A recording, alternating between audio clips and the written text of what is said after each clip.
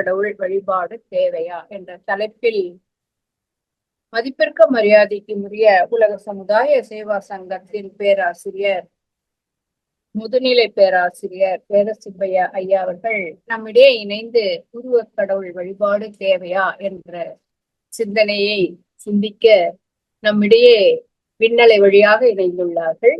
ஐயா அவர்களின் உரைக்கு முன்பாக ஐயா அவர்களை பற்றிய ஒரு அறிமுகம். ஐயா அவர்கள் அனைவருக்கும் அறிந்தவரே, இருந்தாலும் புதிய அன்பர்களுக்காக ஐயா அவர்களை பற்றிய சிறு குறிப்பு. மதிப்பிற்கும் மரியாதைக்கும் உரிய உலக சமுதாய சேவா சங்கத்தின் முதுநிலை பேராசிரியர் வேதசுப்பையா ஐயா அவர்கள் MA PGD யோகாவில் முடித்துள்ளார்கள். பாரம்பரிய யோகக்கலையிலும் வேதாத்திரிய மனவளக்கலை யோகாவிலும் முதுநிலை பட்டம் பெற்றவர். மனவளக்கலையில் 42 ஆண்டுகள் அனுபவம் வாய்ந்தவர்கள். உலக சமுதாய சேவா சங்கத்தின் நிர்வாக குழு மற்றும் ஆலோசனை குழு உறுப்பினர், விஷன் கல்வி பிரிவில் இணை இயக்குனர், தமிழ்நாடு அரசு இந்த அறநிலைத்துறையில் மண்டல தணிக்கை அலுவலராக பணியாற்றி ஓய்வு பெற்றவர். உள்நாட்டிலும் வெளிநாட்டிலும் ஆசான் அருட்தந்தை அவர்களின் வழியில் ஆன்மீக அறிவு விளக்கேற்றும் யோகக்கலையை அனைவருக்கும் பயிற்றுவித்து வரும் அருள் தொண்டர், இலவச உடல் மன நல வாழ்வு ஆலோசகர். மேலும் ஜூம், குறிப்பாக சென்னை ஜூம் நிகழ்ச்சியில் நிறைய சிந்தனைகள் கொடுத்துள்ள பெருமைக்குரியவர்கள். ஆழியா ஜூம் மற்றும் மலேசியா கூகுள் மீட் நிகழ்ச்சியில் சிந்தனை உரையாற்றியுள்ளார்கள். இத்தகு பல்வேறு சிறப்பு வாய்ந்த ஐயா அவர்கள் இன்று நம்மிடையே இணைந்து உருவ கடவுள் வழிபாடு தேவையா என்ற தலைப்பில் சிறப்புரையாற்ற உங்கள் அனைவரின் சார்பாகவும் வாழ்க வளமுடன் என்று வாழ்த்தி ஐயாவை வரவேற்கிறோம். வாழ்க வளமுடன் ஐயா. வாழ்க வையகம், வாழ்க வளமுடன், வாழ்க வேதாத்திரியம், குருவே துணை.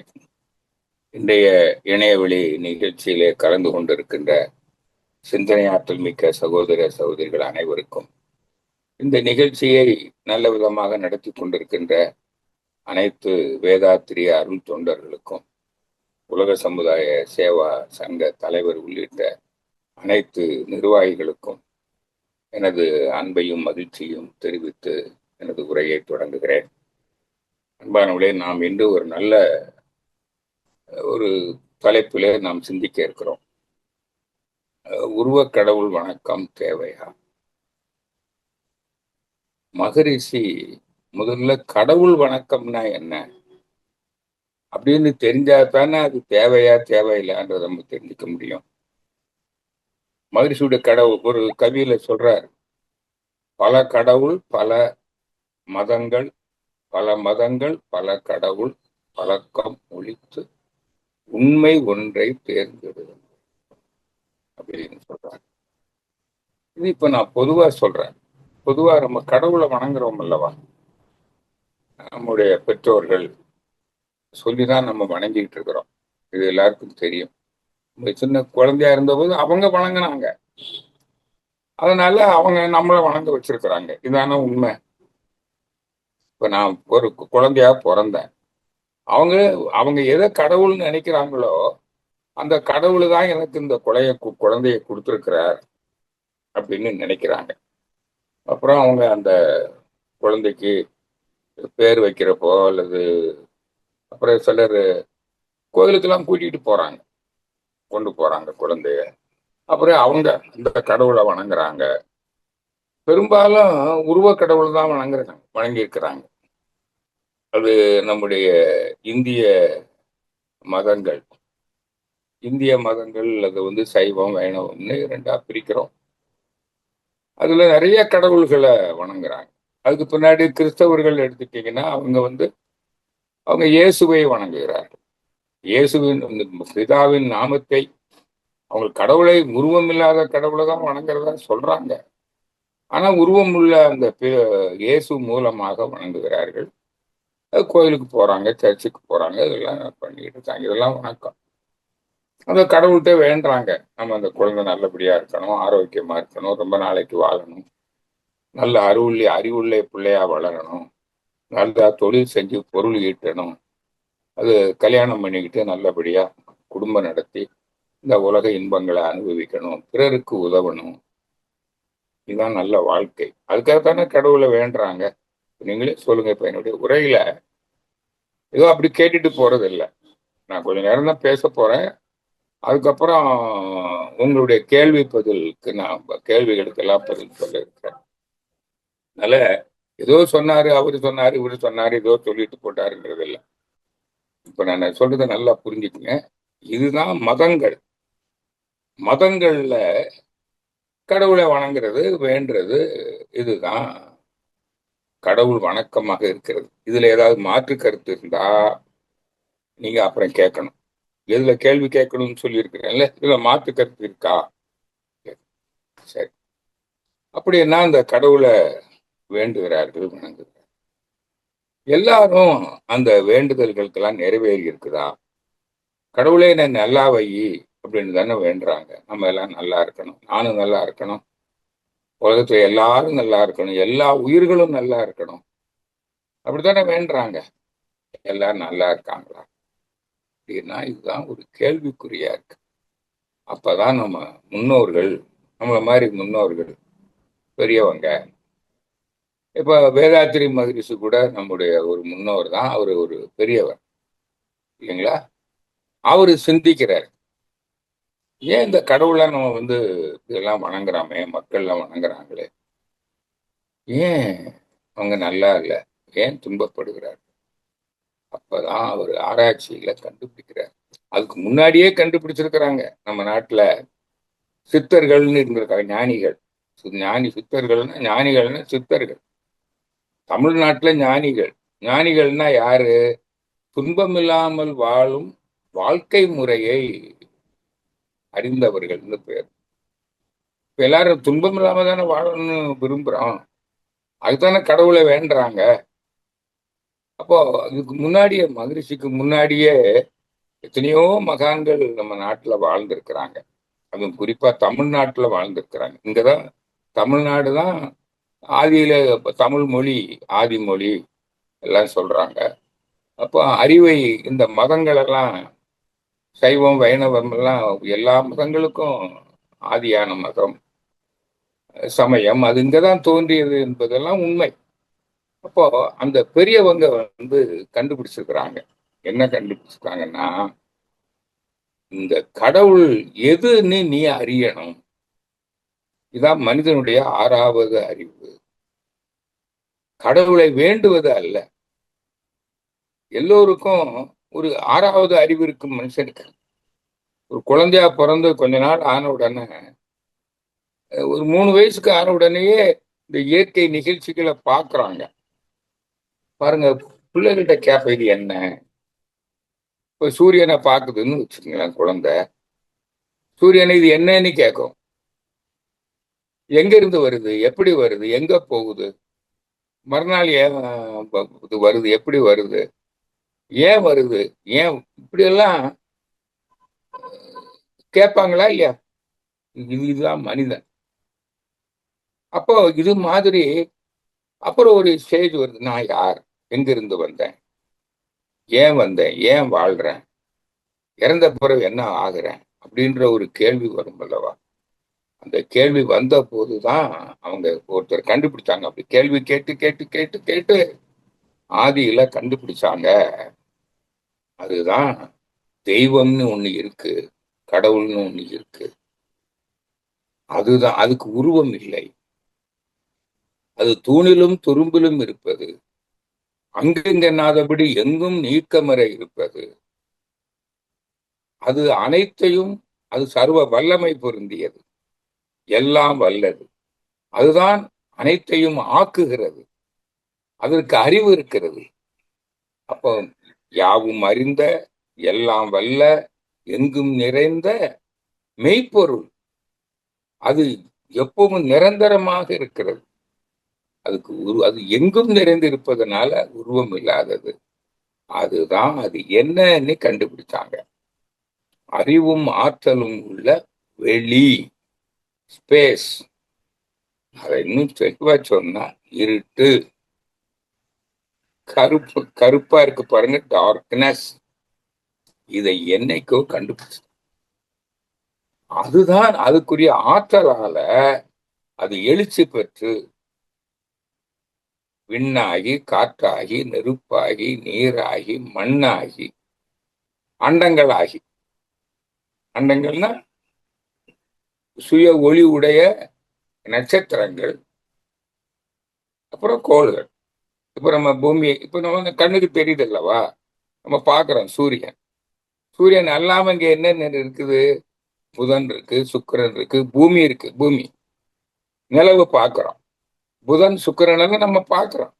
செவ்வாய், குரு, சனி, யுரேனஸ், நெப்டியூன், புளூட்டோ, இது மாதிரி பல கோடான கோடி சூரியன்கள், கோள்கள், இதெல்லாம் நம்ம பார்க்கிறோம் பிரபஞ்சத்துல, அண்டங்களாக பார்க்கிறோம் அல்லவா.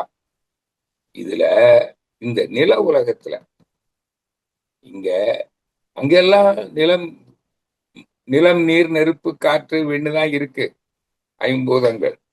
அதெல்லாம் ஒரு முறையாக இயங்கிக் கொண்டிருக்கிறது, தன் நிலையிலிருந்து மாறுகிறது, ஒரு இயக்க ஒழுங்கு இருக்கிறது, அது அசைந்து கொண்டிருக்கிறது, அசைவிலே ஒரு ஒழுங்கு இருக்கிறது. இதை பார்க்கிறோம். இதைத்தான் மகரிஷி வடிவம், குணம், இயக்க ஒழுங்குன்னு சொல்றோம். புரியுதுங்களா? இது அந்த இதோட இயங்கிக்கிட்டு இருக்கு. இந்த நில உலகத்துலதான் அந்த ஐம்பூதங்களும் முறையாக கூடி உணரும். இந்த ஐம்பூதங்களை உணரும் தாவரம், புழு, பூச்சி, ஊர்வன, கால்நடைகளாகி அந்த அப்ப தன்னையும் அறியும். எது அறிகிறதோ அதை அறியும், எது இதற்கு மூலமானதோ அதையும் அறியும். அந்த ஐயப்பனையும் அறியும் அறிவுதான் ஆறாவது அறிவு. அப்ப 6 அறிவு உடைய ஜீவன்களாக வாழ்கிறது. புரியுதா? அப்போ கடவுள் தான், இதுக்கு பேர் தான் ஆதிநிலை கடவுள். அப்ப கடவுள் தான் என்னமா வாழுது? அந்த கடவுள் தான், மெய்ப்பொருள் தான், சுத்த வெளிதான், விண்ணும் அதுதான், காற்றும் அதுதான், நெருப்பும் அதுதான், நீரும் அதுதான், மண்ணும் அதுதான். அப்ப ஐம்பூதங்களால் ஆன அண்டங்களும் அதுதான். அவை முறையாக கூடி உணர்தல் இயக்கம். அது ஓரறிவு தாவரம், புழு, பூச்சி, ஊர்வன, கால்நடை, மனிதன், அனைத்துமே கடவுள். கண்டிடலாம். இதுதான் இயற்கை. இதுக்கு பேர் தான் இயற்கை. இயற்கைனா இருப்பது. அப்ப வெளி முதல் மனிதன் வரை இயற்கை. புரிஞ்சது இல்ல? இத கடவுள்னு சொல்றீங்க, தெய்வம்னு சொல்றீங்க, இறைவன்னு சொல்றீங்க, இயற்கைன்னு சொல்றோம். அப்ப மனிதன் இயற்கையில ஒரு பகுதி. இத அவங்க கண்டுபிடிச்சாங்க. அப்போ எதுக்கு, எதற்கு இந்த மெய்ப்பொருள் மனிதனாக வந்தது என்பதும் அவருக்கு தெரிஞ்சு போச்சு. நமக்கு எல்லாருக்கும் தெரியும், மனிதனாக வந்தது இந்த இயற்கையை, இயற்கை என்னும் நந்தவனத்தில் இறுதியாக பூத்த மலரே மனிதன். அப்ப எதுக்கு வந்தான்? இயற்கையை ரசித்து இன்புற, உள்ளதை உள்ளபடியும் உருமாற்றி தரம் மாற்றி அழகுபடுத்தி. அப்ப இயற்கைங்கிறது என்னது? ஒண்ணு மெய்ப்பொருள், அது நிரந்தரமானது. ஒண்ணு நிரந்தரம் இல்லாத ஐம்பூதங்கள், சத்தியம் அசத்தியம்னு சொல்றோம். இதுதான் இயற்கை. அப்ப இது அறிகிறோம் அல்லவா, மறைபொருள். இதான் ஆறாவது அறிவு. இப்ப அறிந்து இன்புறுகிறான் அல்லவா. இந்த அழுத்தம், ஒலி, ஒளி, ஐம்பூலங்கள் உணர்கிற, இன்புறுகிறோம். தன்னையும் அறிந்த போது அந்த இன்பத்துல நான் என்னாலும் வாழுகிறேன், நான் நிரந்தரமானவன், நான் ஆத்மான்னு தெரிஞ்சிருச்சுன்னா உலக இன்பங்களை அளவோடு அனுபவிக்கிறான். அவனுக்கு துன்பம் இல்லை. அளவுக்கு மேல அனுபவிச்சாதான் உடலுக்கு நோய். புரியுதுங்களா? அவனுக்கு ஆசையும் இல்லை. நான் தான் எப்பவுமே இருக்கிறேனே. அப்போ இந்த உடல் ஒரு நாள் மறையும். அன்னைக்கு அவனுக்கு என்ன, அந்த ஆத்மாவுக்கு என்ன இருக்காது? ஆசை இருக்காது. ஏன்? இந்த உடலை அனுபவிக்கல. இந்த உடல் உலக இன்பத்தை அனுபவிக்கிற ஆன்மா, அதான் சுத்த வெளி மெய்ப்பொருள். அதுதான் அறிவு. நான் என்பது அறிவு, சுத்த வெளி மெய்ப்பொருள். இத முற்காலத்திலே உணர்ந்துட்டாங்க. அந்த உணர்ந்து சொல்லி இருக்கிறாங்க. அத தற்காலத்துல நம்முடைய ஆசான் அருள் தந்தை வேதாத்திரி மகரிஷி அவர்கள் அதையேதான் அப்படியே அவர் உணர்ந்து நமக்கு சொல்லி இருக்கிறார். அப்போ சொன்னதுனால என்ன சொன்னாரு? நீ இப்ப நம்ம பல கடவுள்களை வணங்கிட்டு இருந்தோம் இல்லையா? துன்பப்பட்டோம் அல்லவா? துன்பப்பட்டுக்கிட்டு இருந்தோம்ல. இப்ப சொல்றாரு மகரிஷி, இந்த பல கடவுள் வணக்கம் தேவையில்லை. அது என்ன கடவுள் வணக்கம்? உருவம். நீ உருவத்தை தானே வணங்கின. ஏன்னா உனக்கு அருவம் தெய்வம் அப்படின்றது உனக்கு புரியல. அப்ப நீ உருவத்தை தானே வணங்கி இருப்ப. அதை வணங்க வேண்டியதே இல்லை. அது கடவுளுடைய தோற்றம், அது அவதாரம்னு சொல்லலாம். அதுவும் கடவுள் தான். அதை நீ அதுகிட்ட வேண்டவனுக்கு ஒண்ணுமே இல்லை. அதை மதித்து வாழணும். இப்ப மண்ணை மதித்து பண்ணை பயன்படுத்தி, நீரை மதித்து நீரை மதித்து பயன்படுத்துகிறது தானே. அவன் ஐம்பூதங்களையும் மதித்து அதனுடைய இயற்கை தன்மை கெடாதவாறு அதை வாழ்க்கை அனுபவ பொருட்களாக பயன்படுத்துறோம் இல்லையா? இப்படி பயன்படுத்தி வாழ்ந்தோம்னா அது இப்போ உணவு உற்பத்தி பண்றோம். உணவுங்கிறது பஞ்சபூதங்கள் தானே. அந்த உற்பத்தி பண்றதுல அவருடைய இயற்கை தன்மையை கெடுத்துட்டீங்கன்னா அவருடைய ரசாயனம், மனித உடலுக்கு தேவையான ரசாயனம் அந்த உணவு மூலமா கிடைக்காது. அப்போ உடலுக்கு நோய் வந்துடும், சக்தி குறைஞ்சிரும், உயிர் சக்தி குறைஞ்சிரும். உணவு தானே உயிர் சக்தியை கொடுக்குது. உயிர் சக்தி உடம்புல குறைஞ்சி போச்சுன்னா நோய் வந்துடும் இல்ல. அந்த உயிர் சக்தியை தானே செலவு பண்றீங்க. அப்ப அதிகமா செலவு பண்ணிட்டா, ஆசைப்பட்டு அதிகமா செலவு பண்ணிட்டா அப்பவும் உயிர் சக்தி குறைஞ்சி போயிடும். அப்போ நோய் வந்துருது இல்லையா? இப்போ நோய் எப்ப வருது பாருங்க. நீ ஒண்ணு கடவுளை போய் இப்போ கடவுளை எனக்கு நோயற்ற வாழ்க்கையை கொடு ஒன்னு கேட்க வேண்டிய மகிழ்ச்சி சொல்றாரு. ஒன்னும் கேட்க வேண்டியது இல்லை. நான் உடல்நலத்தோட வாழணும், நீண்ட நாள் வாழணும், என்னை காப்பாத்து, ஒண்ணுமே வேண்டியது இல்லையே. நீ ஆக்கத்தினுடைய அறிவை செலுத்தி ஊக்கமுடன் உழைத்து அந்த இயற்கை தரம் கெடாத அளவுல உணவு உற்பத்தி பண்ணி அதை அளவோட ஆசைப்படாம பேராசைப்படாம அளவோட சாப்பிட்டு வாழ்ந்தேன்னா உனக்கு உடல்நலம் இருக்குமே. ஆசைப்படும் போது தானே உனக்கு மனம் கொந்தளிக்குது. பேராசை வருது, சினம் வருது, கவலை வருது, பொறாமை வருது, வெறுப்பு வருது, உயிர் சக்தியை இழந்துடுற. அப்ப துன்பத்துக்கு யார் காரணம்? நோய் துன்பம். ஆசைப்படுவது மனதுக்கு துன்பம். உடல் தாங்கும் அளவுக்கு மேல் அனுபவிப்பது அதுவும் பேராசைதான். அறியாமையும் பேராசையும் தானே உனக்கு துன்பத்துக்கு காரணம். இதை தெரிஞ்சிட்டீங்கன்னா நீ கடவுள்கிட்ட போய் வேண்டணுமா? வேண்டுவதற்கு அந்த கடவுள் வணக்கம் தேவையா? இப்ப நல்லா புரிஞ்சு. தேவையே இல்லை. காலத்துல சொல்லி வச்சாங்க. அது அவரவர் எந்த கடவுளை வேணாலும் வச்சுக்கிட்டாங்க. கல்வி வேணும்னா அதுக்கு ஒரு கடவுள், செல்வம் வேணும்னா அதுக்கு ஒரு கடவுள், வீரம் வேணும்னா அதுக்கு ஒரு கடவுள், குழந்தை வேணும்னா அதுக்கு ஒரு கடவுள், நோய் குணமாகணும்னா அதுக்கு ஒரு கடவுள். அது எத்தனையோ வச்சுக்கிட்டாங்க. இப்ப அது தேவையில்லைன்றதான் இப்ப இந்த கருத்து. நான் என்னுடைய உரை இன்னைக்கு ரொம்ப முக்கியமான உரை. நல்லா நல்லா புரிஞ்சுப்பேன். மனவளக்கலை நான் 48 வருஷமா பார்த்துக்கிட்டு இருக்கிறேன். இங்க அன்பர்களுக்கு, மனவளக்கலைஞர்களுக்கு பல ஆண்டுகள் ஆயிருக்குது. இன்னும் அவங்களால இதை ஏத்துக்க முடியல. அதனாலதான் அவங்க இன்னும் துன்பப்படுகிறார்கள் மனவள கலைஞர்கள். அப்புறம் வாழ்க வளமுடன், வாழ்க வளமுடன். உடல் நலம் மனநலம் வந்துருச்சான்னா வரல. இப்ப உடல் நலத்துக்கான அறிவு வந்துருச்சா வரலையா? இயற்கையை அறிந்தால் கடவுளை அறிந்துட்டான். அப்ப கடவுளை அறிவதற்குத்தான் நீ கோயிலுக்கு போகணும். முற்காலத்துல கோயில்களை கட்டி வச்சாங்க. கட்டி வச்சு அங்க ஒரு குரு இருப்பாரு. அந்த கோயில்ல அவர் இருப்பாரு குரு. அங்க போய் நீ துன்பம் இல்லாமல் வாழ்வதற்கு இயற்கையை அறியணும், கடவுளை அறியணும், தன்னை அறியணும். அதான் 6வது அறிவு. அப்ப 6வது அறிவை பெற்ற மனிதன் எல்லாரும் கோயிலுக்கு போகணும், கோயில் இல்லாதவர்கள் குடியிருக்க வேண்டாம். ஆனா அந்த கோயில்ல இருக்கிற குருமார்கள் அந்த கடவுளை பற்றி நமக்கு சொல்லணும். ஆனா அது யாருக்கு சொல்ல முடியும்? சிந்திக்கிற வயசு அடைஞ்சவங்களுக்கு தான். அவங்களுக்கு தான் தவம் கொடுத்தாங்க, தியானம். அப்பதான் சிந்திக்கும் மூளை.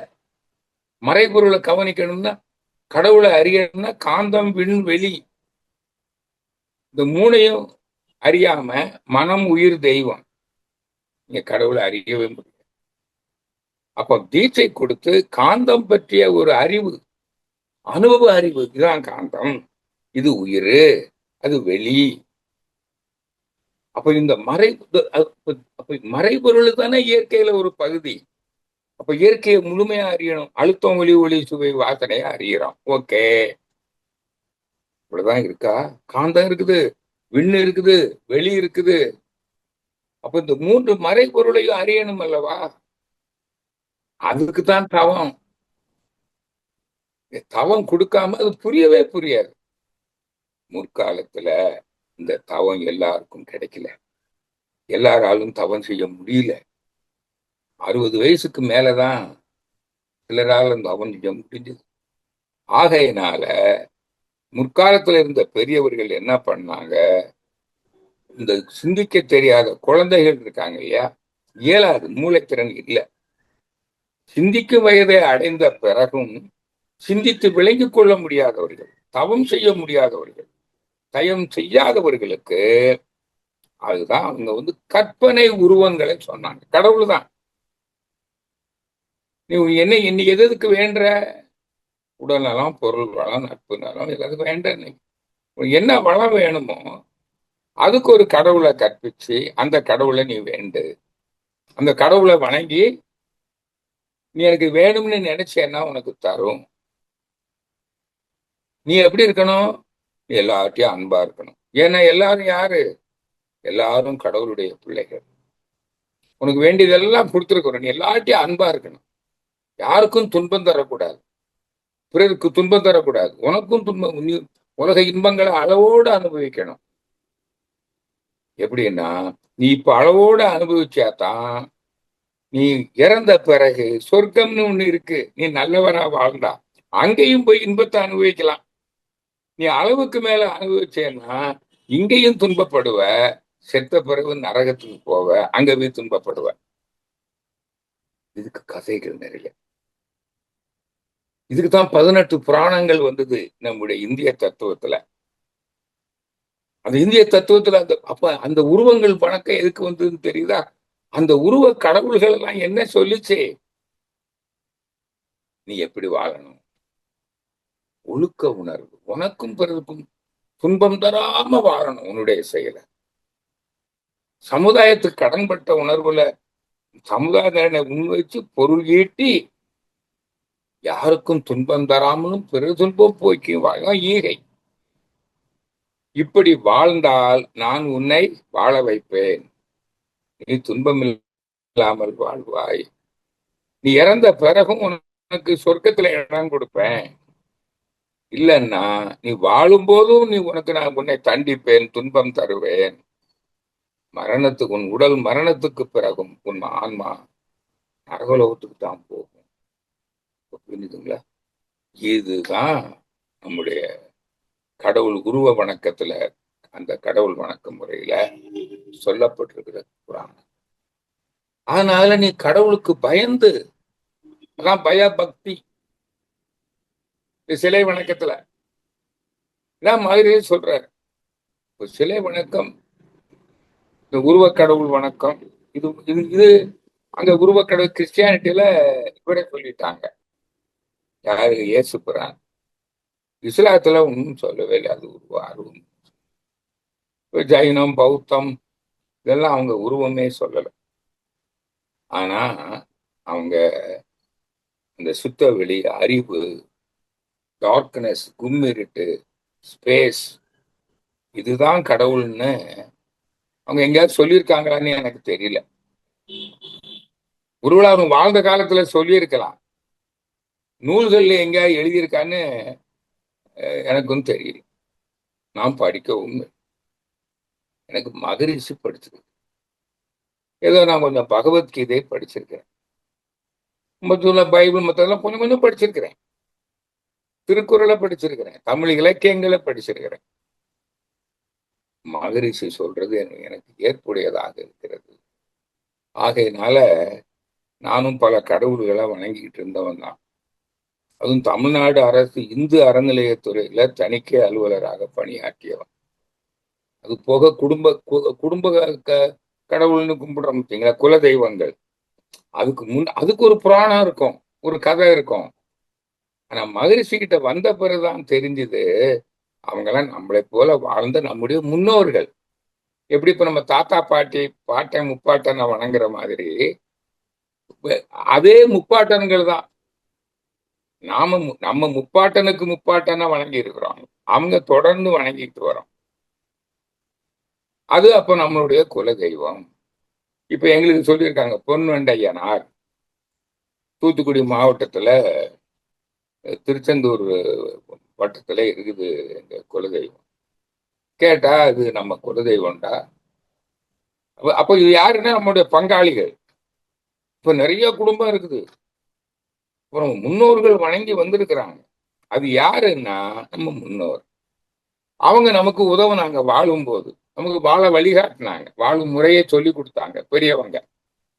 அதனால அவர்களை மதிக்கிறோம், போற்றுகிறோம். இப்பவும் அவங்க கிட்ட போய் நீங்க எங்களுக்கு நல்ல அருள் பெறுங்கள்.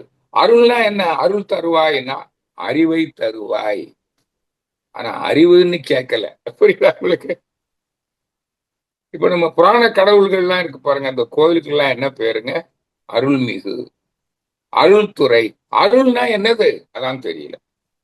அருள் என்றால் அறிவு. அறிவு இன்னொன்னு ஆற்றல். ஆற்றலுக்கு உருவம் இருக்கு, அது பொருள். அருளும் பொருளும். அருள் என்றால் அறிவு, பொருள் என்றால் ஐம்பூதங்கள், ஐம்பூதங்களால் ஆனது. பொருளுக்கெல்லாம் உருவம் உண்டு. விண்ணுக்கு உருவம் உண்டு அல்லவா? பருமன், காலம், தூரம், பருமன், வேகம், காலம், தூரம் என்ற 4 அளவுகளுக்கு உட்பட்டதுதான் விண். அப்ப விண்ணினுடைய கூட்டம் தான் காற்று, நெருப்பு, நீர், நிலம் எல்லாமே. இது உருவம். சொல்லுங்களேன். அப்ப நீங்க உருவ கடவுள்னு எதை வணங்குறீங்க? புராணங்கள்ல, கதைகள்ல, மதம் சார்ந்ததுகள், முன்னோர்கள் சொன்னவங்க, பெரியவங்க.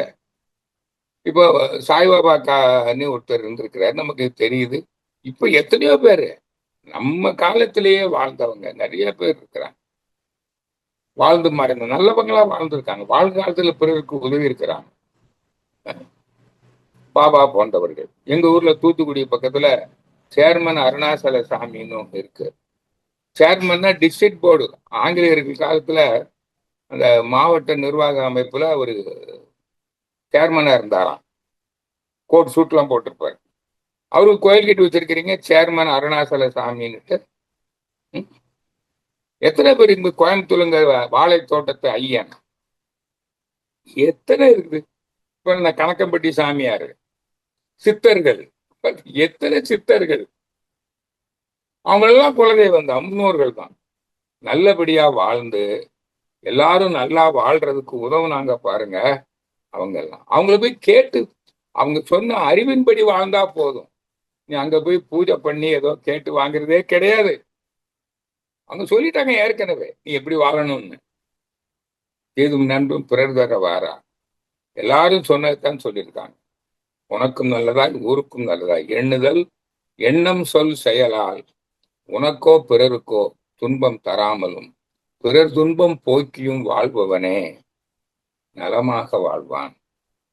இதைத்தான் எல்லா குலதெய்வமும் சொல்லியிருக்குது, எல்லா மகான்களும் சொல்லியிருக்காங்க. அப்புறம் எதுக்கு இந்த சிலை வணக்கம் இப்ப யாருக்கா தேவையா? இன்னைக்கு விஞ்ஞான காலத்துல, புரியுதா உங்களுக்கு? முற்காலத்துல சிலை வணக்கம் தேவைப்பட்டது, உருவ கடவுள். இப்போ இன்னைக்கு எல்கேஜி யூகேஜில படிக்கிற பிள்ளைக்கு இன்னைக்கு இருக்கிற விஞ்ஞான அறிவுல நீங்க அதெல்லாம் சொல்ல வேண்டியதில்லை. ஏன்னா அங்கேயே பாடம் நடத்துது. சூரியனை பார்த்துட்டு படிக்குது. Sun is a planet, it is not god as some people think. சூரியன் என்பது கடவுள் அல்ல, அது ஒரு கோள். இன்னைக்கு விஞ்ஞானம் வந்துருச்சு, மேக்னெட்டிக் ஃபீல்டு. மொபைல் பயன்படுத்துற எல்லா பிள்ளைகளுக்கும் நெட்வொர்க்னா என்னன்னு தெரியும். அப்ப மேக்னெட், அதான் சுத்தவெளி, வைப்ரேஷன், அதிர்வு, காந்தக்களம். இது விஞ்ஞானிகள் சொல்லியிருக்காங்களே, the whole universe is packed with magnetism. Magnetism is the chief factor governing all the events in this universe. நீங்க விஞ்ஞானம் வந்தாச்சியா, நல்லா தெரியும். அதை சொல்றதுக்கு தான் ஆள் இல்லை, பயப்படுறான். சாமி கண்ணை குத்திடுமோ, என்னமோ அப்படி ஆயிடுமோ, இப்படி ஆயிடுமோ, ஏன்னா அப்படி பயப்படுத்தி வச்சுட்டீங்க. புரியுதா? இப்படி மக்களை சிறு வயதுல இருந்தே, சின்ன பிள்ளைகள் 3 வயசு 4 வயசுல கேள்வி கேட்கிறப்போவே நீங்க விஞ்ஞான ரீதியா அதுக்கு சொல்லியிருந்தீங்கன்னா, இப்போ வயசுக்கு பெரிய பிள்ளை가 வந்த பிறகு 15 வயசு 14 வயசு முடிஞ்ச பிறகு நீங்க சொன்னீங்கன்னா அது ஏத்துக்கும். கரெக்ட், இதுதான் கடவுள். அப்ப என்ன சொல்லியிருக்கணும்? இப்ப இன்னைக்கு விஞ்ஞான காலத்துல நீங்க மதம் சார்ந்த கடவுள் எல்லாம் குழந்தைகளுக்கு அறிமுகப்படுத்த வேண்டிய அவசியமே இல்லை. நீங்க வீட்டுல கும்பிட்டுக்கிட்டு இருந்தீங்கன்னா அதானே உங்களுக்கு கும்பிட வைப்பீங்க. புரியுதா? அப்ப என்ன சொல்லியிருக்கணும் அந்த குழந்தைக்கு? அது சிந்திக்கிற வயசு வந்துருச்சு, 3 வயசு வந்துருச்சு. அப்ப என்ன சொல்லணும்? அன்னையும் பிதாவும் உனக்கு கடவுள், குருவும் கடவுள், அன்னையும் தந்தையும் ஆசானும் கடவுள் அப்படின்னு சொல்லி வச்சிருக்கணும். நீ அன்னையும் தந்தையும் ஆசானையும் வணங்கு. அப்புறம்தான் கல்வி கூட போகுது, குருகுல கல்வி. அன்னைக்கு குருன்னு வச்சுக்கங்க, இன்னைக்கு இன்னைக்கு இன்னைக்கு எல்லாம் ஒண்ணுதான், ஆசான் குரு. அப்போ அன்னையும் தந்தையையும் ஆசானையும் வணங்கணும். ஏன்னா அறிவு எங்க இருந்து வருது? தாய் சொல்லை தட்டாதே தந்தை சொல் மிக்க மந்திரம் இல்லை. அப்புறம் ஆசான் என்ன சொல்றாரு? அவராதான். அப்போ இவங்களதான் நீ மதிக்கணும், இவங்களதான் வணங்கணும் அப்படின்னு சொல்லி கொடுத்திருந்தா இன்னைக்கு கோயில் கோயிலா அலையுமா? நம்ம வீட்டு பிள்ளைகளை அலையுது இல்லை, ஏன்? நம்ம சொல்லி கொடுக்கல. அப்ப எப்பதான் சொல்லி கொடுக்க போறீங்க? நீங்க உங்க பிள்ளைக்கு சொல்லி கொடுக்கல, உங்க பிள்ளை உங்க பேர பிள்ளைக்கு சொல்லி கொடுக்கல. சரி, அங்க சொல்லி கொடுக்கல, வேதாத்திரி மகரிஷி அறிவுத்தூர் கோயிலுக்கு கூப்பிட்டு வச்சு சொல்றாரு, அவ்வளவு சீக்கிரம் ஏத்துக்குதா? இங்கதான் ஆழமா பதிஞ்சு போச்சே. இவ்வளவு நாள் அதை சிந்திக்க விடாம மூட நம்பிக்கை இந்த கருத்தை போட்டு திணிச்சிட்டீங்கல்ல. மகேஸ்வரர், நீ என்னதான் பண்ணாலும் அந்த அந்த உருவம் இல்லாத கடவுளுக்கு கண்ணு காது மூக்கு வச்சு கதைகள் சொல்லி அவங்கள ஆழசமா பதிய வச்ச பிறகு நீ அப்புறம் என்ன விலைக்கு சொன்னாலும் எல்லாருக்கும் புரியாது. ஆனா எப்ப புரியும்னா தவம் செய்தால் புரியும். அப்ப நீ அவங்களுக்கு தவம் கொடுக்கணும். தவம் கொடுத்துட்டீங்கன்னா மூளை வேலை செய்ய ஆரம்பிச்சிடும். அதுக்கு அப்புறம் சொல்லணும், நீ இவ்வளவு நாள் வணங்கினது அது கடவுள் தான். என்ன கடவுள் அது? எது கடவுள்? அது கடவுளுடைய தோற்றம், அது பொய்ப்பொருள். புரியுதா? அதோட வேண்டதுக்கு ஒண்ணுமே இல்லை. புரியுதா? அப்ப சொல்லணும். தான் மதுரை சொல்றாரு, இப்ப நீங்க கோயிலுக்கு போறீங்க, கடவுள் வணங்குறீங்க, கடவுளுக்கு வேண்டியதெல்லாம் நீங்க தானே கொடுக்குறீங்க. கடவுள் தான் அனைத்தையும் படைத்தான் என்றேன், கண்காது மூக்கு வைத்து கதைகள் சொன்னேன், கடவுள் என்று கற்சிலையை அறையில் வைத்து கதவடைத்து பூட்டியும் வைத்தேன், பின் அந்த கடவுளுக்கு பசி தீர்க்க பால் நெய் தேங்காய் கனிவைகள் கற்சிலை முன் படைத்தேன். அப்புறம் என்ன சொல்றாரு?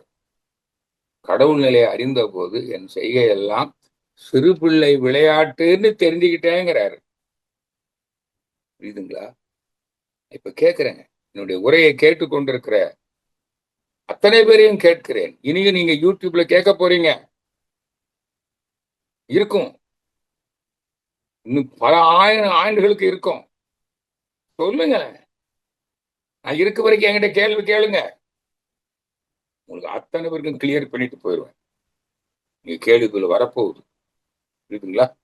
அதனால இது ஏன் வேண்டாம்னு சொல்றோம்? நீ கடவுளை வணங்கிட்டு இருந்தீங்கன்னா, சிலையை வணங்கிட்டு இருந்தீங்கன்னா, உருவ கடவுளை நீ கடவுளை வணங்கிட்டு இருந்தீங்கன்னா உனக்கு என்ன தெரியாது? செயல் விளைவு நீதி தெரியாது, இன்ப துன்பத்துக்கான காரணம் தெரியாது. நீ கடவுளை வேண்டி பெறுவதற்கு ஒன்றுமே இல்லை. மதங்கள் சொல்லுது, மனிதனை படைப்பதற்கு முன்பு மனிதனுக்கு தேவையான அனைத்தையும் படைத்து இறுதியாக மனிதனை படைத்தார்னு மதங்கள் சொல்லுது இல்ல. அப்புறம் ஏன் போய் கடவுள்கிட்ட வேண்டிட்டு இருக்கிற? எல்லாம் கொடுத்தாச்சு இல்ல. இப்போ இப்ப நம்ம சிந்திக்கணும். நாம அன்பர்களே, நான் என்னுடைய உரையை நிறைவு செய்ய போறேன். இதுல எல்லாம் அடங்கிடுச்சு. இனிமே நீங்க கேள்வி பதில் முடிவுக்கு வந்துடணும். நீங்க மனவள கலைஞர்கள் இன்னும் நீங்கள் அதை வணங்கி கொண்டு இருந்தால் நீங்கள் கடவுளை அறிய முடியாது, உங்களை அறிய முடியாது. அறியவில்லை என்றால் துன்பம் இல்லாமல் வாழும் அறிவு உங்களுக்கு விளங்காது. தான் மகிழ்ச்சி சொல்றாரு. இறை எதுக்கு அது? உடல்நலம் காத்து நீண்ட நாள் வாழும் அறிவு உங்களுக்கு விளங்காது, உணர முடியாது, உள்ளுணர்வாய் விளங்க முடியாது. இன்ட்யூஷன், உள்ளுணர்வு கல்வி. நிறை செல்வந்தராக வாழும் அறிவு, உயர் புகழோடு வாழும் அறிவு, இயற்கை இன்பங்களை துய்த்து நிகழ்கால இன்பங்களை துய்த்து போதும் என்ற மன நிறைவு பெறும் அறிவை, அந்த நிலையை, அறிவு நிலையை நீங்கள் அடைய வேண்டும். அதான் ஞானம். உடல் நலத்தோடு நீண்ட நாள் வாழும் அறிவை அறிந்த அறிவு, முழுமையான அறிவு, அது உடல்நலம் காக்கும் ஞானம். நிறை செல்வந்தராக எப்படி பொருள் எல்லாம் இருக்குது. ஆக்கத்துள்ள அறிவை செலுத்தி ஊக்கமுடன் உழைத்து செலவில் சிக்கனத்தை கடைப்பிடித்து வாழ்ந்தால் நீ நிறை செல்வந்தராக வாழலாம். அப்புறம் என்ன கடவுள்கிட்ட போய் வேண்டணுமா? நீ சிலை வணக்கம் வேணுமா? சொல்லுங்க. உடல் நலத்துக்கு வேண்டணுமா? நீண்ட நாள் வேண்டதுக்கு வேண்டணுமா? நிறை செல்வத்துக்கு வேண்டுமா? உறவுகள் வேணுமா? உயர் புகழ், நட்பு, உறவு எல்லாம் இருக்குது. கல்யாணம் பண்ற வயசுல உங்க பெற்றோர்கள் இருக்கிறாங்க. கல்யாணம் பண்ற வயசுல நீ தேடு, இங்க இருப்பாங்க. அவங்களும் ஒரு பெண் ஆணை தேடிக்கிட்டு இருப்பாங்க, ஆண் பெண்ணை தேடிக்கிட்டு இருப்பாங்க. 2 பேரும் ஒரு நாள் சந்திப்பீங்க. வா, நீ நானும் சேர்ந்து வாழ்வோம்னு வாழ்ந்துருவீங்க. நீங்க தாம்பத்திய வாழ்க்கையில ஈடுபடும் போது குழந்தை தானா வரும். ஆண் குழந்தை வரும், பெண் குழந்தை வரும். அப்புறம் என்ன போய் கடவுள்கிட்ட வேண்ட வேண்டி இருக்குது? நீ நல்லா தெளிவா புரிஞ்சுக்கங்க. வேண்டி பெறுவதற்கு ஒன்றுமே இல்லை.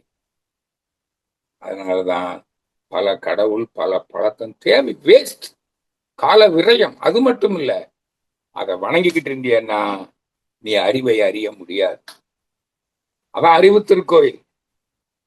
அப்ப நீ அறிவை அறிந்த அறிவு தான் ஞானம், தெளிவு. ஞானம் எது? துன்பம் இல்லாமல் வாழ, உடல் மன துன்பம் இல்லாமல் வாழ. நண்பர்களே, நீங்கள் இப்போ தன்னை இதுவே சிலை வணக்கமே தேவையில்லை. தவம் பண்ணி நான் யாருங்கிற ஒரு கேள்வியை எழுப்பி விடை கண்டுவிட்டால் உங்களுக்கு அன்பு மலர்ந்து விடும், வாழ்வின் நோக்கம் புரிந்து விடும். உடல்நலம் காக்கும் அறிவும், பொருள் வளம் காக்கும் அறிவும், நட்பு நலம் காக்கும் அறிவும், இயற்கை இன்பங்களை தூய்த்து மன நிறைவு பெறும் அறிவும் உள்ளுணர்வாக விளங்கிவிடும். இதான் இன்ட்யூஷன். அதுவானால் அதுவே சொல்லும். எதுக்குங்க சிலை வணக்கம்? அது தேவைதான குழந்தைகளுக்கு. சரி, குழந்தைகளுக்கு தேவைதான். எப்படி சொல்லணும் குழந்தைகளுக்கு? நீ உருவ சிலையை வச்சு வணங்கி சொல்லி கொடுத்துட்டேன்னா அது ரொம்ப நாளைக்கு வணங்க வச்சுட்டு அதுக்கப்புறம் கடைசியில போய் எப்போ கடைசியில எனக்கு வாழ்க்கையில துன்பமா இருக்குதுன்னு சொல்லி கடவுளை வேண்டுன்னு சொன்னீங்களே, அன்னைக்காவது அது கேட்குமா? நீங்க சொல்ல முடியுமா உங்களால? முதல்ல பெற்றோர்களே, பெரியோர்களே, நீங்கள் தெளிவாக இருங்கள். இல்லைன்னா நீங்களும் நம்முடைய சமுதாயம், வருங்கால சமுதாயமும் நல்லா இருக்கணும்னா நீங்க இந்த உண்மையை உணர்ந்து கொள்ளுங்க. சிலை வணக்கம் தேவையே இல்லை, பல கடவுள் வணக்கம் தேவையே இல்லை. அதான் பல கடவுள், பல மதங்கள் எல்லாமே இந்த கடவுளை வணங்குறது தான். கடவுள் பேரால தான் பல மதங்கள் வந்தது. எல்லா மதங்களும் தெய்வம் சுத்தவெளி ஒன்றே. எல்லா மதமா தான் சொல்லுது. இந்து சமயமும் சைவமும் கிறிஸ்தவமும் கடவுளுக்கு உருவம் இல்லாதது ஒன்று சொல்லியிருக்குல்ல. ஒன்றே குலம் ஒருவனே தேவன். அந்த ஒரு கடவுள் சுத்த வெளிதான் அறிவும் ஆற்றலுமாக இருக்கிற வெளி. the cosmic energy with the super conscious with the super force is God அப்படின்னு தைரியமா நீங்க சொல்லணும். இல்லைன்னா நாம் வேதாத்திரியத்தை கற்று பயனும் இல்லை, நாம அமைதியா வாழ முடியாது.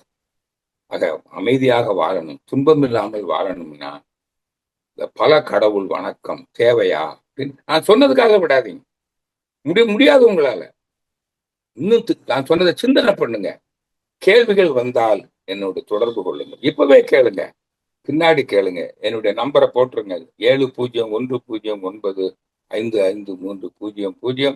7010955300.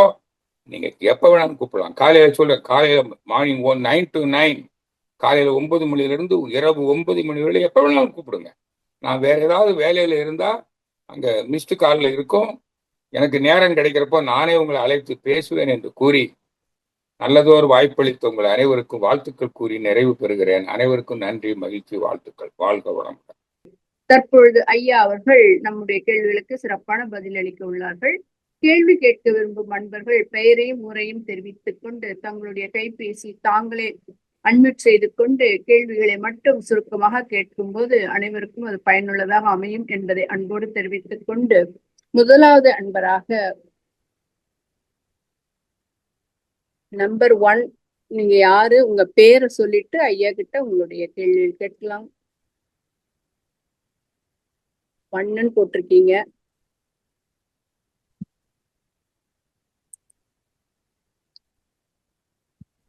உங்களுக்கு அன்மியூட் கொடுத்தாச்சு, நீங்க ஐயா கிட்ட பேசலாம். கௌரி விஎஸ் அம்மா, நீங்க ஐயா நம்பர் 1 வந்துட்டீங்க. வாழ்க வளமுடன். வாழ்க வளமுடன். பேருமா? வள்ளி நாயகி. ஓகேங்க, ஐயா கிட்ட. ஐயா வாழ்க வளமுடன். வாழ்கம்மா, வாழ்க வளமுடன்மா. ஐயா, இப்ப உருவ வழிபாடுன்னா இப்ப 12 வயசு வரைக்கும் அந்த குழந்தைங்க வளர்ற வரைக்கும் உருவ வழிபாடு கொடுக்கணும் அப்படின்ட்டு தானே சொல்றது? யாரு சொன்னது? யாரு சொன்னது? அப்படி இல்ல, இப்ப நாம யாரோ சொல்லியிருக்காங்க. யாரோ மகரிஷி சொல்லுகிறார், நீங்க சிறு வயதில் இருந்தே 3 வயசுல இருந்தே நீங்க சொல்லி கொடுக்கணும். அன்னையும் பிதாவும் தான் உனக்கு கடவுள். அப்புறம் கல்விக்கூடத்துக்கு போறாங்க பாருங்க, ஆசான் உனக்கு கடவுள், அன்னையும் பிதாவும் முன்னேறி தெய்வம், இவர்களை வணங்கு, அவர்கள் சொல்றபடி கேளு. அதே போல கல்வி பருவம் வரும்போது ஆசிரியர்களை வணங்கு, அவர்கள் சொல்றபடி கேளு.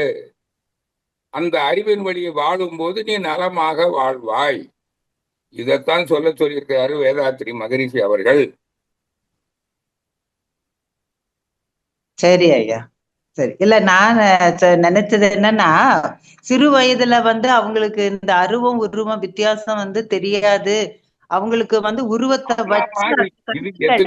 மகரிஷி சொல்றாருல, என் சிந்தனை வந்த போது இவற்றையெல்லாம் சிறுபிள்ளை விளையாட்டாக கண்டேன்கிறாரு. புரியுதா உங்களுக்குமா? புரியுது ஐயா. சிறு வயதில் அந்த எப்படிப்பட்ட உணவு இருந்ததுன்னு சொல்றாருல மகரிஷி, படிச்ச ஞாபகம் இருக்கா? ஆமா ஐயா. அப்புறம் மறந்துட்டீங்க பொழுது, அப்புறம் கேள்வி கேட்கிறீங்க. கடவுள் தான் அனைத்தையும் படைத்தான் என்றேன், கண்காது மூக்கு வைத்து கதைகள் சொன்னேன். இந்த கவி ஞாபகம் இருக்கா? ஆமையா. இதெல்லாம் ஞாபகத்தை வேற வச்சுக்கிட்டு கவி எண் 8 நான் படிக்கிறேன் பாருங்க.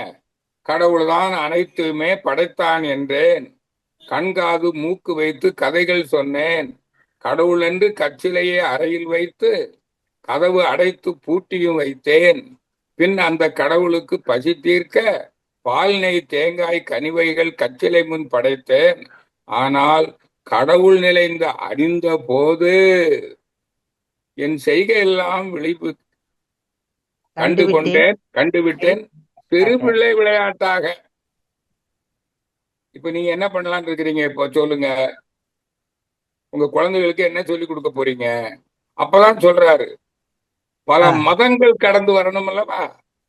ஆமா. மதம் கடந்த ஆன்மீகத்துக்கு என்ன சொல்லணும்? அப்ப நீங்க குழந்தைக்கு கூட அன்னையும் பிதாவும் உனக்கு உன் கடவுள். அங்க ம். மதம் மதம் வராதுல்ல. ஆமா. புரியுதா இப்போ? புரியுது ஐயா. நன்றி அப்ப நீங்க ஐயா. குழந்தை வளர்க்கும் போதே 3 வயசுக்கு போது அது ம். வரைக்கும் நீங்க இந்த குழந்தைக்கு என்ன செஞ்சீங்க, என்ன பண்ணீங்கன்னு அது தெரியாது. ஆமா, புரியுதா உங்களுக்கு? ஆமா. 1 வயசுல நீங்க மொட்டை போடுறீங்க, அந்த குழந்தைக்கு மொட்டை போட்டது தெரியுமா? தெரியாது. தெரியாது. 3 வயசுக்கு வந்த உடனே நீங்க சொல்லணும், சரி, சரி. நீ அன்னையும் பிதாவையும் மதிக்கணும், ம். அவங்கதான் உனக்கு எல்லாம் உதவுறோம். ஆமா, மதித்தல், வணங்குதல், மதித்தல், போற்றுதல், காத்தல் எல்லாம் ஆமா. சொல்படி கேட்கறது. புரியுதா? ம்.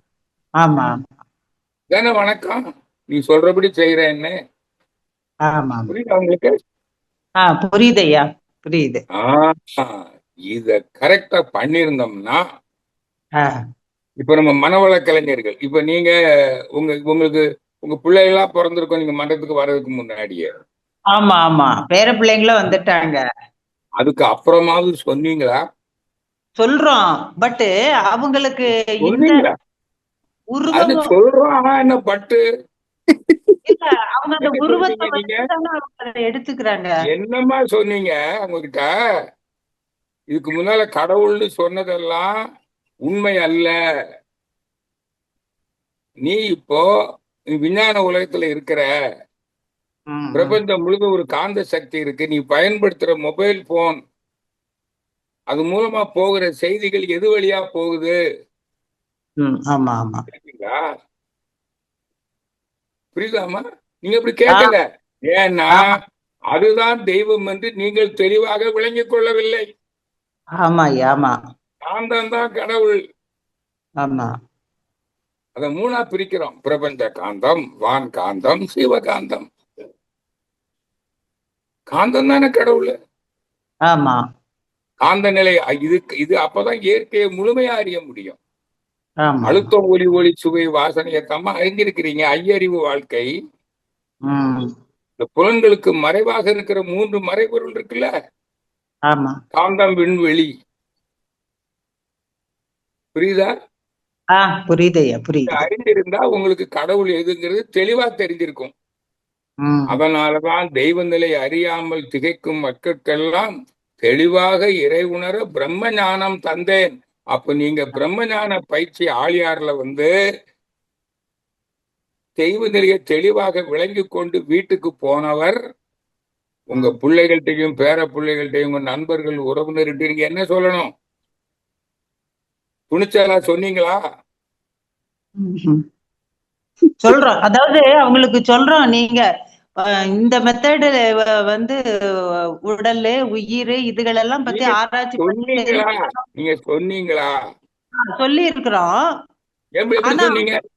இல்ல. ஏன் சொன்னீங்க?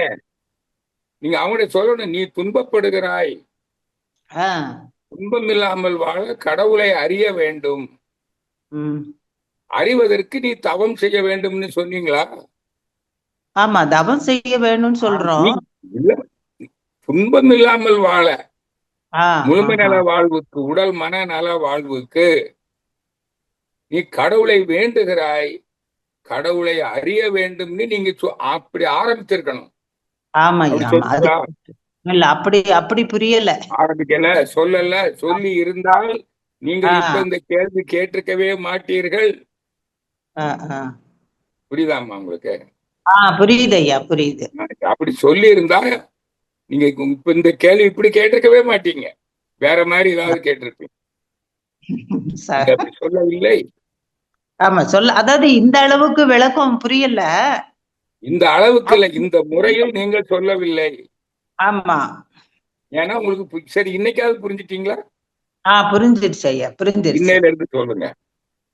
ஓகே ஐயா. இன்னையில இருந்து தேங்க் உங்க பிள்ளைகளுக்கும் பேர பிள்ளைகளுக்கும் ஆ உறவினர்களுக்கும் நண்பர்களுக்கும் சொல்லுங்கள். செல்லும். ஓகே. நீங்கள் நன்றி. நீங்கள் அருள்நிதியானாமா? நீங்கள் அருள்நிதியா? ஆமா ஐயா. துணை பேராசிரியர் அருள்நி பயிற்சி பண்ணி இருக்கிறேன். துணைப்பேரா அருள்நிதி தான் துணைப்பேராசிரியர் ஆக முடியும். அருள்நிதி என்றாலே தெய்வ நிலையை தெளிவாக அறிந்தவர். இப்ப நீங்கள் தெய்வ நிலையை தெளிவாக அறியாமலே அருள்நிதி பட்டம் பெற்று விட்டீர்கள். அருள்நிதி தான் ஆசிரியருக்கு தகுதியானவர். உங்களுக்கு இன்னும் ஆசிரியருக்கான தகுதியை நீங்கள் இன்னும் பெறவில்லை. நான் சொல்றது நீங்க மறுக்க முடியுமா? இல்ல ஐயா, இல்ல மறுக்கணும். இப்பவும் மறுத்துருங்க. இன்னும் நிறைய டைம் இருக்கு. நீங்க 40 நிமிஷம் தான் பேசியிருக்கிறேன்.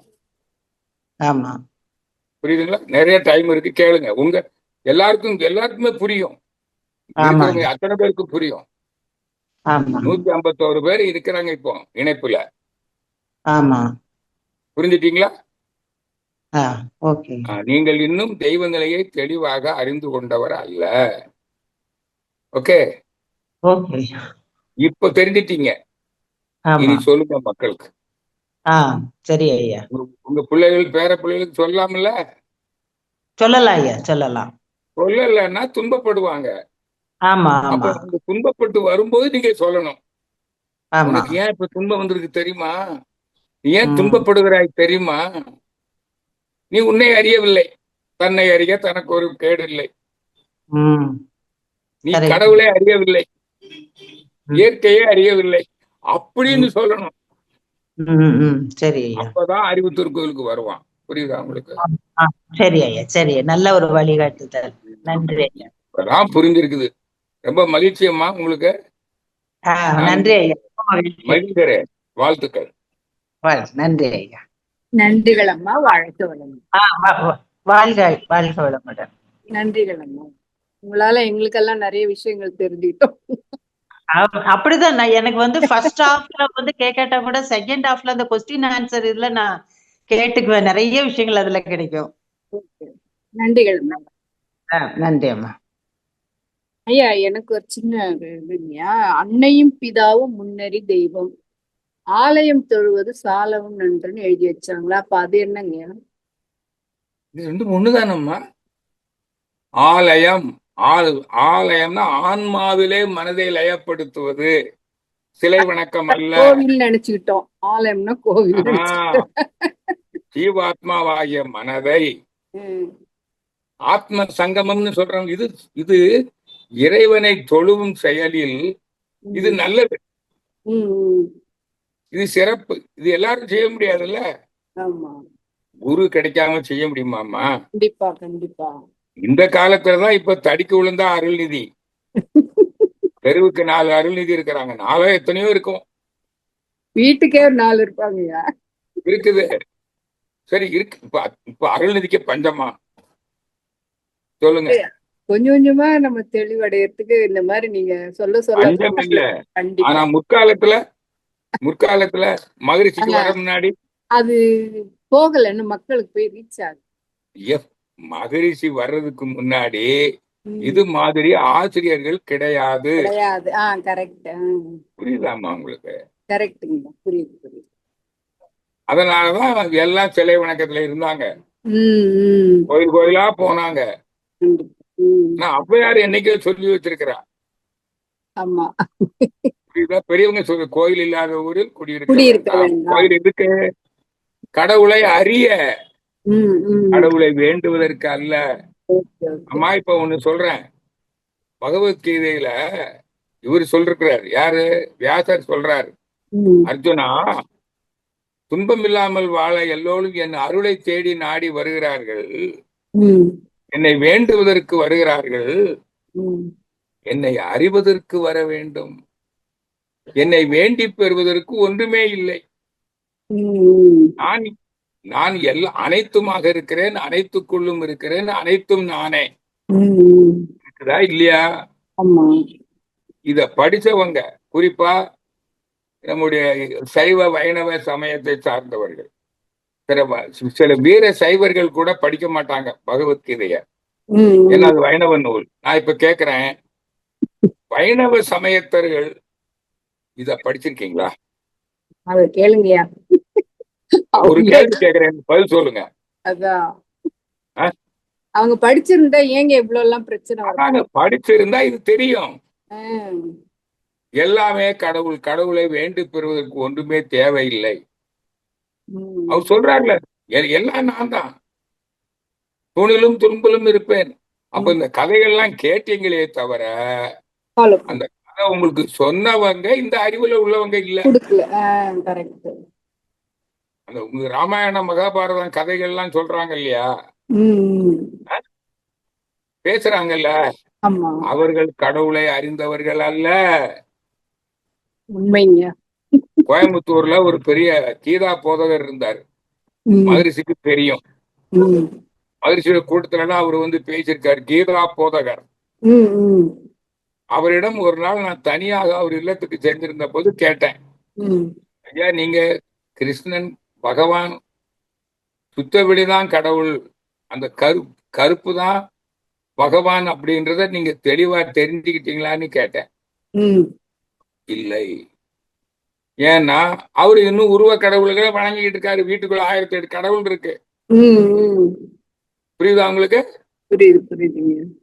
அப்பவே நான் கேள்வி கேட்டேன். அவர் எங்க இருந்து மக்களுக்கு வழிகாட்ட போறாரு?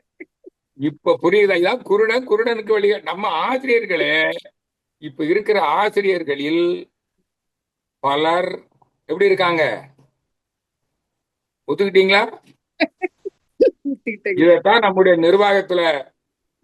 நிர்வாகத்துல இருக்கிற அரங்காவன் நம்ம தலைவர், துணைத் தலைவர்கள்லாம் இருக்காங்க இல்லைங்களா, அவங்க எல்லாம் கூட்டத்துல இதான் பேசுறாங்க. நம்ம கிட்ட இன்னும் தரமான ஆசிரியர்கள் உருவாகவில்லை, ரொம்ப குறைவுன்னு சொல்லிட்டாங்க. அதான் அதுக்குதான் எம்ஆர்சி நடக்குது, ஆசிரியர் தர உயர்வுன்னு. எத்தனை எம்ஆர்சிக்கு போயிட்டு வந்தாலும் இன்னும் தரக்கட்டு தான் கிடக்குது. இது புரியலன்னா ஒன்னும் கரெக்ட் தான். புரியுதா? இப்போ புரியுதுங்க புரியுதுங்க. நான் சொல்றது தவறுன்னா இப்பவே சொல்லிடுங்க. இல்ல இல்லைங்கய்யா, உண்மைதாங்க. நீங்க தான் கோஆர்டினேட்டர். உண்மைதாங்கய்யா அதெல்லாம்.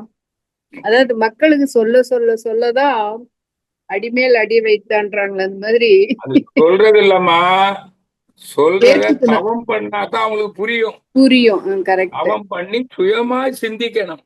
மாதிரி சொன்ன, நான் சொல்றத நம்பாத, சுயமா சிந்திங்க. தேவனுக்கு உருவம் இல்ல, வணங்க வேண்டியதில்லை, பல கடவுள் வணக்கம் தேவையில்லை என்று நான் சொல்வதை நம்பாதே, நீ சுயமா சிந்தனை பண்ணு.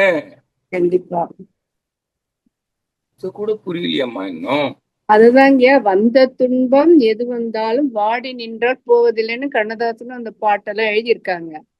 ஆனா நம்ம வந்து கஷ்டம் வந்தா உடனே அப்படியே அவர் சொன்னார் இவர் சொன்னார் என்று எதையும் நம்பாதே, நீ சுயமா சிந்தனை பண்ணு. கரெக்ட். புரியுதா? யார் யாரோ சொன்னாருன்னு இப்போ வாக்க போட்டுட்டுதான் இப்போ ஒரு அரசாங்கத்தை காணோம். ஒரு அரசாங்கத்தை கூட அமைச்சுக்க முடியல. அதாங்கயா, அததான் ஒரு கேள்வி கேட்டிருக்காரு. பட் இங்க இது அரசியல் பேச வேண்டாம், அதை கேட்கல. யாரு அரசியல் பேச வேண்டாம்? அரசியல்ங்கிறது வாழ்க்கையில ஒரு அங்கம்மா. இல்ல, கேள்வி கேட்டிருக்காரு, நீங்களே முடிவு பண்றீங்க. இல்லைங்க வாழ்க்கை துறை இருங்கம்மா, சொல்லுங்க. நீங்களே அரசியல் பேச வேண்டாம் நீங்க எப்படி சொல்றது? சுகாதாரம், பொருளாதாரம், அரசியல், விஞ்ஞானம், ஆன்மீகம், எல்லாத்தையும் 5 துறை சிக்கல்களுக்கான தீர்வு தான் வேதாத்திரியம். கண்டிப்பா. அப்ப அரசியல் பேச வேண்டாம்னு சொன்ன என்ன அர்த்தம்? இன்னையோட கருத்தை மாத்திக்கங்க. ஓகேங்க. அதான் ஒருத்தர் கேள்வி கேட்டிருக்காருங்கயா. கேளுங்கம்மா. 1,37,00,000 எல்லோரும் இன்புற்று வாழ நினைப்பது ஆன்மீகம், எல்லாரும் எல்லாமும் பெற்று வாழ நினைப்பது அரசியல். அரசியல் இல்லை என்றால் ஆன்மீகம் இல்லை, வாழ்க்கையே இல்ல. கண்டிப்பா. யாரு சொன்ன கேட்க கூடாதுன்னு? இவர்கள் யாவரும் சிலை வணக்கம் கொண்டவர்களே, ஆயினும் விழிப்பு நிலையில் அறிவை செலுத்தி வாக்களிக்கவில்லை என்பது திண்ணம். இந்நிலையில் இருந்து மக்கள் விழிப்படைய தமிழகம் திறக்க நாம் செய்ய வேண்டியது என்ன? சொல்லியிருக்காருல, உயிர் அறிவை, ஆன்மீக அறிவு, உயிர் அறிவை உள்ளுணர்வாய் பெற்றவருக்கு வாக்களித்திருக்க வேண்டும். அப்ப அரசியலுக்கும் ஆன்மீகத்துக்கும் சம்பந்தம் இல்லையா? கண்டிப்பா இருக்கு. என்னம்மா இது? இருக்குங்க. நம்முடைய தலைவர் கூட தேர்தலுக்கு முன்னாடி பேசிட்டு போனார் நிர்வாக கூட்டத்துல, வருகிற தேர்தலில் நல்லவர்களுக்கு வாக்களியுங்கள், ம், தலைவர் ஐயா எஸ்கே ஐயா சொல்லிட்டு தான் போனாரு. ம், மதுரை சொல்றாரு, உயிர் அறிவை உள்ளுணர்வாய் பெற்ற அரசியல் தலைவர்களுக்கு வாக்களியுங்கள். அப்போ உயிரறிவை உள்ளுணர்வு அந்த அதை பார்த்துல ஆன்ம நேயம், மக்களுக்கான அரசு, எல்லாரும் எல்லாமும் பெற வேண்டும். ம். புரியுதா? புரியுது. சுகாதாரம், பொருளாதாரம், அரசியல், உடல் நலம் வேணும், பொருள் வளம் வேணும், நட்பு நலம் வேணும். நாட்டு மக்களின் உடல்நல வாழ்வுக்கும் பொருள்வள வாழ்வுக்கும் நட்பு நல வாழ்வுக்கும் பாதுகாப்பு அளிப்பதே அரசின் கடமை. நான் எத்தனை நாள் சொல்லியிருக்கிறேன். இன்னைக்கு நல்ல அரசியல் அமையாதனாலதான், மக்களுடைய உடல்நலம் பாதுகாப்பதற்கான செய்யாதனாலதான் நாட்டில் நோயாளிகளின் எண்ணிக்கை பெருகி கொண்டு போகிறது, ஏழைகளின் எண்ணிக்கை பெருகி கொண்டு போகிறது. புரியுதா? ஏழை சட்டத்துக்குள்ள இடைவெளி அகன்று கொண்டிருக்கிறது. மகரி சொல்றாரா இல்லையா? நீதிமன்றங்களிலும் காவல் நிலையங்களிலும் புகார் கூடிக்கொண்டே இருக்கிறது. என்ன அர்த்தம்? நல்ல ஆட்சி நடந்தா இருக்குமா? சட்டம் ஒழுங்கு பாதுகாப்பு, வாழும் உரிமைக்கு பாதுகாப்பு அளிச்சிருக்காங்களா? அரசியல் வேறு ஆன்மீகம் வேறுங்கிற நினைக்க கூடாது கருத்து இருக்கிற வரையில அரசியல் இப்படித்தான் இருக்கும். ஆன்மீகம் வேறு அரசியல் வேறு அல்ல. நான் சொல்றேன், இப்போ எல்லோரும் இன்புற்று இருக்க, எல்லாரும் இன்புற்று வாழனா பொருள் வேணும் இல்லாமா? கண்டிப்பா வேணும். உலகம் இல்லை. அருள் இல்லாத உடல் நலம் வேணும், பொருள் வேணும், உதவும் உறவுகள் வேண்டும். உடல் நலம், நீளாயுள், நிறை செல்வம், உயர் புகழ். இது கூட நம்ம மனவள கலைஞர்களுக்கு இன்னும் புரியல. நல்ல வேலை, இப்பதான் நீங்க ஏசு மாசம் வாயில விட்டுட்டீங்க அரசியல் வேண்டான்னுட்டு. அரசியல் வேண்டான்னா அப்ப உனக்கு வாழ்க்கையே இல்லை. வேதாத்திரி மகரிஷி நாம் சொன்னதை நம்ம இன்னும் புரிந்து கொள்ளவில்லை. நாள்தோறும் தவத்துல வாழ்த்துறீங்க. உலகில் உள்ள பொறுப்புடைய தலைவர் எல்லாம் உயிரறிவை உள்ளுணர்வாய் பெறுதல் வேண்டும் நீ வாழ்த்துனீங்களே. அந்த பொறுப்புடைய தலைவர் யாருன்னு சொன்னார்கள மகரிஷி? முதல்ல மதத்துறை தலைவர்கள், பொருள்துறை தலைவர்கள், ஆட்சித்துறை தலைவர்கள், அறிவறிந்தோர் எண்ணிக்கை பெருகி வர வேண்டும் சொல்லியிருக்காரா? அறக்கல்வி இளைஞர்களுக்கு எளிதில் கிட்ட வேண்டும் சொல்லியிருக்காரா? அறிவறிந்தோர் உள்ளுணர்வின் ஆழ்ந்த கருத்தெல்லாம் ஆட்சி முறையில் மலர்ந்து உலகம் உய வேண்டும் சொல்லியிருக்காரா? பார் பொழுதும் பொருள்துறையில் சமநிலைமை வரும் வரையில் நேர் நிற்கும் நீதி உள நலம் உலக உடல் நலம் எனும் உலக அமைதி எனும் சொல் நான் அளவில் தான் நிற்கும் நலம் விளைக்கா வாழ்க்கையிலே. ஆன்மீகமுக்கும் உயிர்ம நேயத்துக்கும் அன்புக்கும் வாழ்க்கைக்கும் சம்பந்தம் இருக்கிறது சகோதரியே. நல்ல வேலை உங்களுக்கு சொல்றது உலகத்துக்கே சொல்லி இருக்கிறேன் இப்போ. கண்டிப்பா கண்டிப்பா நன்றிங்க. இன்னையோட மாத்திக்கணும். இன்னொரு தடவை இந்த மாதிரி பேச்சு வரக்கூடாது. ஆமா, அரசியல் வேண்டான்னு சொல்லக்கூடாது. இப்பவே என்கிட்ட கேட்டுருங்க. ஏற்றுக்கொள்ளவில்லை என்றால் இப்பொழுதே கேளுங்கள். ஓகேங்க. அடுத்த அன்பராக கௌரி விஎஸ் அம்மா, நீங்க ஐயா கிட்ட உங்களுடைய கேள்விகள் கேட்கலாமா? ஐயா வாழ்க வளமுடன். வாழ்க வளமுடன்மா. ஐயா நான் ஹொசூர்ல இருந்து நான் பேசுறேன். நானு நல்லதுமா. நீங்க சொன்ன மாதிரி காந்த நிலை அறியாமல் கடவுள் நிலை அறிவதோ, அதுல எனக்கு ரொம்ப ரொம்ப ஈடுபாடு உண்டு. எங்க வீட்டுல பூஜை ரூமே கிடையாது. நான் க்ளோஸ் பண்ணி எத்தனையோ வருஷம் ஆகுது. எனக்கு கிடையவே தெரியாது எனக்கு. ஆனா ஒரு 2 நாளைக்கு முன்னாடி நான் கோவில் பக்கம் போக வேண்டியதா இருந்தது. எங்க ஊர்ல ஒரு மாரியம்மன் திருவிழா. போலீஸ் பந்தோபஸ்தோட டிராபிக் எல்லாம் மாத்தி அத ஊரே இன்னும் ஒன்றுபட்டு அந்த திருவிழாவை பண்ற மாதிரி பண்ணிட்டாங்க. அந்த இடத்த பெரிய பெரிய அந்த ஜேசிபில அந்த கத்திங்கெல்லாம் குத்திக்கிட்டு இன்னும் நேர்த்தி கடன் பண்ற மாதிரி ஜனங்கள்லாம் அவ்வளவு கூட்டமா இருந்ததுங்க ஐயா. அடுத்தது பக்கத்துல தெரிஞ்சு ஓப்பன்ல அந்த கெடா வெட்டு, கோழி வெட்டு, அது மாதிரி டிக்கெட்டை போட்டு பண்றாங்க. இந்த சடங்குகள்லாம் பார்த்து ரொம்ப மனசு பதச்சு போச்சு. இவங்கெல்லாம் எந்த காலத்துக்கு முன்னேற போறாங்க? இவங்களுக்கு எல்லாம் என்ன சொல்லி இவங்களெல்லாம் முன்னேற்ற முடியும் அப்படின்னு ஒரு ஆதங்கம் ஆயிடுச்சு. இப்படின்னு இல்ல, இதே மாதிரி இன்னொரு தடவை நான் திருச்சியில இருந்து திண்டுக்கல் வழியா மணப்பாறை வழியா போகும்போதும் அந்த ரூட்ல பக்கத்துல ஒரு கோவில் இருக்கு. அகலையும் ஓப்பன்ல வச்சு தார தப்பட்டையோட சத்தம் போட்டு பண்றாங்க. இப்பேற்பட்ட கூட்டம் ஊர் ஊரா நிறைய இருக்கு. இவங்க எல்லாம் எந்த காலத்துல முன்னேற போறாங்க? அப்படின்னு ஆச்சு ஐயா. என்ன சொல்ற வர்றீங்கன்னு கேட்டா, இளைய சமுதாயம் தான் முன்னேறணுமா இல்ல சொல்றீங்களா? பெருசுங்களை திருத்த முடியுமா? இதுக்கு என்ன வழின்னு கேக்குறீங்களா? ஆமாங்க ஐயா, இந்த பெருசுங்க எந்த காலத்துக்கு திருந்த போகுதுன்னு மதுரை சொல்லியிருக்காரு, இது தேவையே இல்லை. ஆஹ் துன்பம் இல்லாமல் வாழ கடவுளை அறியணும். வேண்டுவதற்கு விழா கொண்டாடுவதெல்லாம் தேவையில்லை. தேர் திருவிழாலாம் தவிர்த்தல்னு சொல்லியிருக்காரா? தேர் திருவிழா ஆமாங்க ஐயா, எனக்கு தெரியுது. இவங்க எல்லாம் எந்த காலத்துல இது மாதிரி மகரிஷி என்ன சொன்னாரு? மாட்ட போறாங்கன்னு தெரியல. ஐயோ, நீங்க என்னமா நீங்க மகரிஷி என்ன சொன்னாரு? நீங்க இத போய் மக்களுக்கு சொல்லுங்க, திருக்கோயிலுக்கு வாங்கன்னு சொல்லுங்க. எப்படி சொல்லணும்? நீங்கள் துன்பப்படுகிறீர்கள், துன்பம் இல்லாமல் வாழ கடவுளை அதுலயே துன்பப்படுறீங்க. கால விரயம், பொருள் நட்டம், அறிவு உயர்வுக்கு தடை சொல்லியிருக்காரா இல்லையா? அப்ப நீங்க சொல்லிருக்கிறாரு. ஆனா அவங்க சந்தோஷமா கொண்டாடுறாங்க. நேரம் போதுமா? நான் சொல்றதை கேளுங்கம்மா. முதல்ல உங்க குடும்ப உறுப்பினர்கள், நண்பர்கள், உறவினர்கள் யார சந்திக்கிறீங்களோ அவங்க கிட்ட சொல்லுங்க. அவங்க துன்பப்படுறாங்க, நீ கோயில்ல போய் துன்பப்படுற, வீட்டுக்குள்ள இருந்து துன்பப்படுற, கடவுளை வேண்டி துன்பப்படுற, நீங்க அவங்கள சந்திக்கிறீங்க, வீட்டுல போறீங்க, ஒருத்தருக்கு உடம்புக்கு சரியில்லை, கடவுளை பூஜை பண்ணிக்கிட்டு இருக்காங்க. புரியுதா உங்களுக்கு? நீங்க என்ன செய்யணும்? போய் நீங்க கடவுளை அறியணும். அதுக்கு இதுல பூஜை எல்லாம் தேவையில்லை. தவம் பண்ணி அறிஞ்சீங்கன்னா உங்களுக்கு உடல்நலம் காக்கும் அறிவு விளங்கிவிடும்.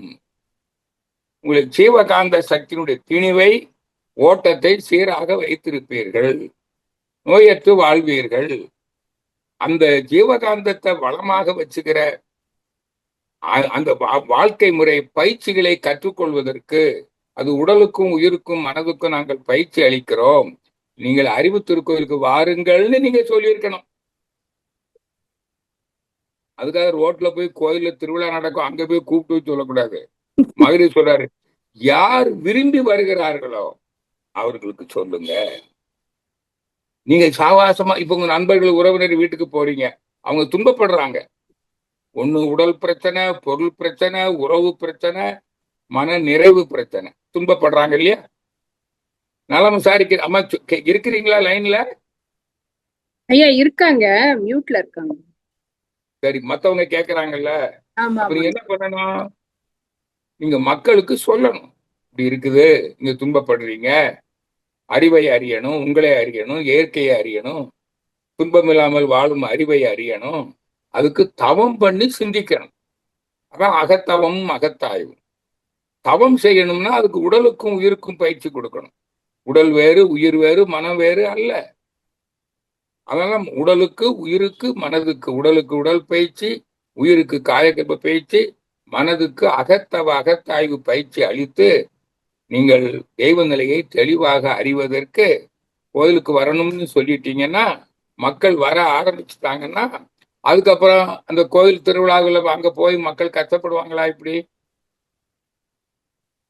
விழா கொண்டாடுறது தேவைப்படுமா? ஆடல் பாடல்னா நீங்க கச்சேரி வைங்க, நேர்ல பாருங்க, வேற என்ன செய்யணும்? சுற்றுலா போங்க, சுற்றுலா போய் என்ஜாய் பண்றீங்கல்ல இயற்கைய. கோயில் திருவிழாவில் போய் தான் இப்படி அனுபவிக்கணுமா? அங்க அனுபவிக்க போன இடத்துல உடம்ப கெடுத்து, பொருளை கெடுத்து, காலத்தை விரயம் பண்ணி, அறிவு உயர்வுக்கும் தடை. என்ன பயன் அப்படின்னு சொல்லணும் நீங்க. நன்றி, வாழ்க வளமுடன். நன்றிகள் ஐயா, வாழ்க வளமுடன். ஐயா இப்ப எனக்கு ஒரே ஒரு கேள்வி, எனக்கு திட்டக்கூடாது நீங்க. உங்களுக்கு தேவை இருக்கு, அதுதான் கேக்குறீங்க. ஆமா, மூடனுக்கு புத்திசாலினா ஏன் திட்டுறேன் நானு? இல்லைங்க, மூடனுக்கு புத்திசாலினா உயிர் காபத்துன்னு ஒரு பழமொழி சொல்லியிருக்காங்க இல்லைங்களா? அதனாலதான் சொல்றான், யாரு விரும்பி வர்றானோ அவனுக்கு சொல்லுன்னு சொன்னேன். கவனிச்சீங்களா? ஆமா, ஏன்னா நான் 2 பேரும் அந்த மாதிரி போய் கூட்டிட்டு ஏய் நீ எதுக்குடா சாமி விடுற முட்டாப்பையில அப்படி சொன்னீங்கன்னு அப்படி சொல்ல சொன்னமா? மதுரை சொன்னாரா? இல்ல, விரும்பி வருபவனுக்கு. யாருக்குமே அந்த விருப்பம் இல்லைங்கய்யா. நாமளா வந்து என்ன இது யாரு சொன்னது? நீங்க உறவினர்கள் நண்பர்கள்ட்ட நலம் விசாரிக்கிறீங்கல்ல, ஆமா. அவங்க கிட்ட நல்லா இருக்கீங்களான்னு கேக்குறாங்க. ம். அவங்க நல்லா இருக்கிறேன்னு சொன்னா பிரச்சனையே இல்ல. ஆமா. உண்மையில அவங்க உடல்நல பிரச்சனையினாலேயோ, ம். பொருள் பிரச்சனையினாலேயோ, உறவு பிரச்சனையினாலேயோ, மன நிறைவு பிரச்சனையினாலேயோ துன்பப்படுகிறார்கள் என்றால் அவர் யாரா இருப்பாரு? துன்பப்படாதவன் தன்னை அறிந்தவனாக இருப்பான். ம். ம். கடவுளை அறியாதவன் எல்லாம் உடலாலோ மனதாலோ துன்பப்படுவான். கண்டிப்பா. அத முதல்ல புரிஞ்சுக்கங்கம்மா. அதுக்கு தானம்மா பயிற்சியே. அப்ப அவன் நல்லா இருக்கிறேன்னு சொன்னா பொய். புரியுதா? ஆமா. அப்ப நீ உடனே திருப்பி கேட்கணும். நீங்கள் உங்களையோ கடவுளையோ அறிந்தவரோ? மகிழ்ச்சி கேட்கிற மாதிரி கேட்கணும். எப்படி கேட்கணும்? உங்களையோ கடவுளையோ அறிந்தவரோ? நீங்கள் நீங்கள் உங்களையோ கடவுளையோ அறிந்தவரோ? ம். அப்படி கேட்கணும் நீங்க. ம். ஏன்னா யாரு நல்லா இருப்பா? தன்னையோ கடவுளையோ அறிந்தவர்கள். அறிந்தவர். இதான வேதாத்திரியம். உன்னையோ கடவுளையோ அறிகை என்றால் ஒரு குறுக்கு வழி உண்டு. அதானே மனவளக்கலை பயிற்சி. ம். அகத்தவமும் அகத்தாய்வும். ம். ஆசிரியர்களே நீங்களே இன்னும் புரிஞ்சுக்கலன்னு தான் கேட்டிருக்கீங்க. புரியுதுங்கய்யா. அந்த நம்ம புரிஞ்சிச்சுல்ல? நடைமுறை புரிஞ்சிச்சுன்னா வாழ்க்கையில பேசுகிற கேள்வி வராது. நீங்க நடைமுறை இங்க புரிஞ்சிச்சுன்னு சொல்லாதீங்க. ம். எனக்கு புரியாம இருந்தது, இப்ப புரிஞ்சுக்கிடுச்சுன்னு சொல்லுங்க. புரிஞ்சுக்கிட்டு. ஆமா ஆமா. அப்படி சொல்லுங்க. புரியுது. ஆனா அது என்ன ஆனா அவன்னா? நடைமுறை வாழ்க்கையில நாங்க சந்திச்சது உங்ககிட்ட ஷேர் அது என்ன நடைமுறை வாழ்க்கை? நடைமுறை வாழ்க்கைக்கு தானே சொல்லி கொடுத்துருக்குறோம். அது என்ன நடைமுறை இதெல்லாம் வாழ்க்கை? அப்ப பேசுறதுனால படுத்துக்கிறது அடுத்து எங்களை நடைமுறை பார்த்தாலே வாழ்க்கைன்னா அவங்க நம்ம போயிடுறாங்க. தற்கால வாழ்க்கை. ம். இன்னைக்கு எப்படி நடந்துக்கணும் அதானே நடைமுறை வாழ்க்கை. ஆமா. அப்போ நடைமுறை வாழ்க்கையில நம்ம வேற என்ன வாழ்க்கை நடந்து முடிந்த வாழ்க்கை. புரியுதா உங்களுக்கு? புரியுதுங்க. புரியுது. ஒண்ணு நடந்து முடிந்த வாழ்க்கை, ம். இப்ப நடைபெறுகிற வாழ்க்கை. ஆமா. நடந்து முடிந்த வாழ்க்கை நேற்று வரைக்கும் நீங்க நிம்மதியா இல்ல, துன்பத்தை அனுபவிச்சிருக்கிறீங்க. கரெக்ட். துன்பத்து வாழ்றதுதான் வாங்க உலகத்துக்கு வந்தீங்க. எத்தனை கோடி இன்பம் வைத்தா இறைவா, இல்ல. உலகே இன்பமயம் அப்படின்னு சொல்லிக்கிட்டு ம். முதல்ல நீங்க நல்லா நீங்க நான் உங்களை மட்டும் சொல்லலாமா? புரியுதுங்க புரியுதுங்க. இங்க இருக்கிற இந்த சமுதாயத்துல இருக்கிற நான் மத்தவங்களை பேசல. இப்ப நானு ம். மனவள கலைஞர்கள் இல்ல. அவங்களதான் பேசுறேன். ஓகேங்க. புரியுதா? ஓகேங்க. புரியுதுங்க. மத்தவங்களும் வாங்க. இப்ப நீங்க ஜூம்ல வந்திருப்பீங்க, மனவள கலைஞர் அல்லாதவங்க கூட வந்திருப்பீங்க. ஏன்னா நான் நிறைய பேருக்கு அனுப்பி இருக்கிறேன். ம். மனவளி நான் பேசுகிறேன் இன்னைக்கு 11 மணிக்கு ம். வாங்க. ஓகேங்க. பல கடவுள் வணக்கம் தேவையானு பேச போறேன் வாங்கன்னு நான் நிறைய பேருக்கு செய்தி அனுப்பிச்சிருக்கேன். ம். ம். இப்ப அடுத்து கேளுங்க. கவிதா கோவிந்தராஜன் அம்மா, நீங்க ஐயா கிட்ட உங்களுடைய கேள்வியை கேட்கலாமா? கவிதா அம்மா வாழ்க வளமுடன் அம்மா. வாழ்க வளமுடன் ஐயா. வாழ்க ஐயா வளமுடன். கொஸ்டினே வரமாட்டேங்குதுங்க ஐயா. ஐயா இப்ப வந்து இப்போ கோயிலுக்கு போறேன்னு வச்சுக்கோங்க, அங்க சித்தருங்க எல்லாம் இருக்காங்க, அது வணங்கலாமா ஐயா? இவ்வளவு நேரம் அதானமா சொன்னேன். சித்தர்கள் என்பவர் வாழ்ந்து மறைந்தவர்கள், உடலால் மறைந்தவர்கள். அவங்களுடைய ஆன்மா காந்த களத்துலதான் இருக்குது. அந்த கோயில தான் இருக்குங்கிறது இல்ல, காந்த களத்துக்குள்ளே இருக்கு.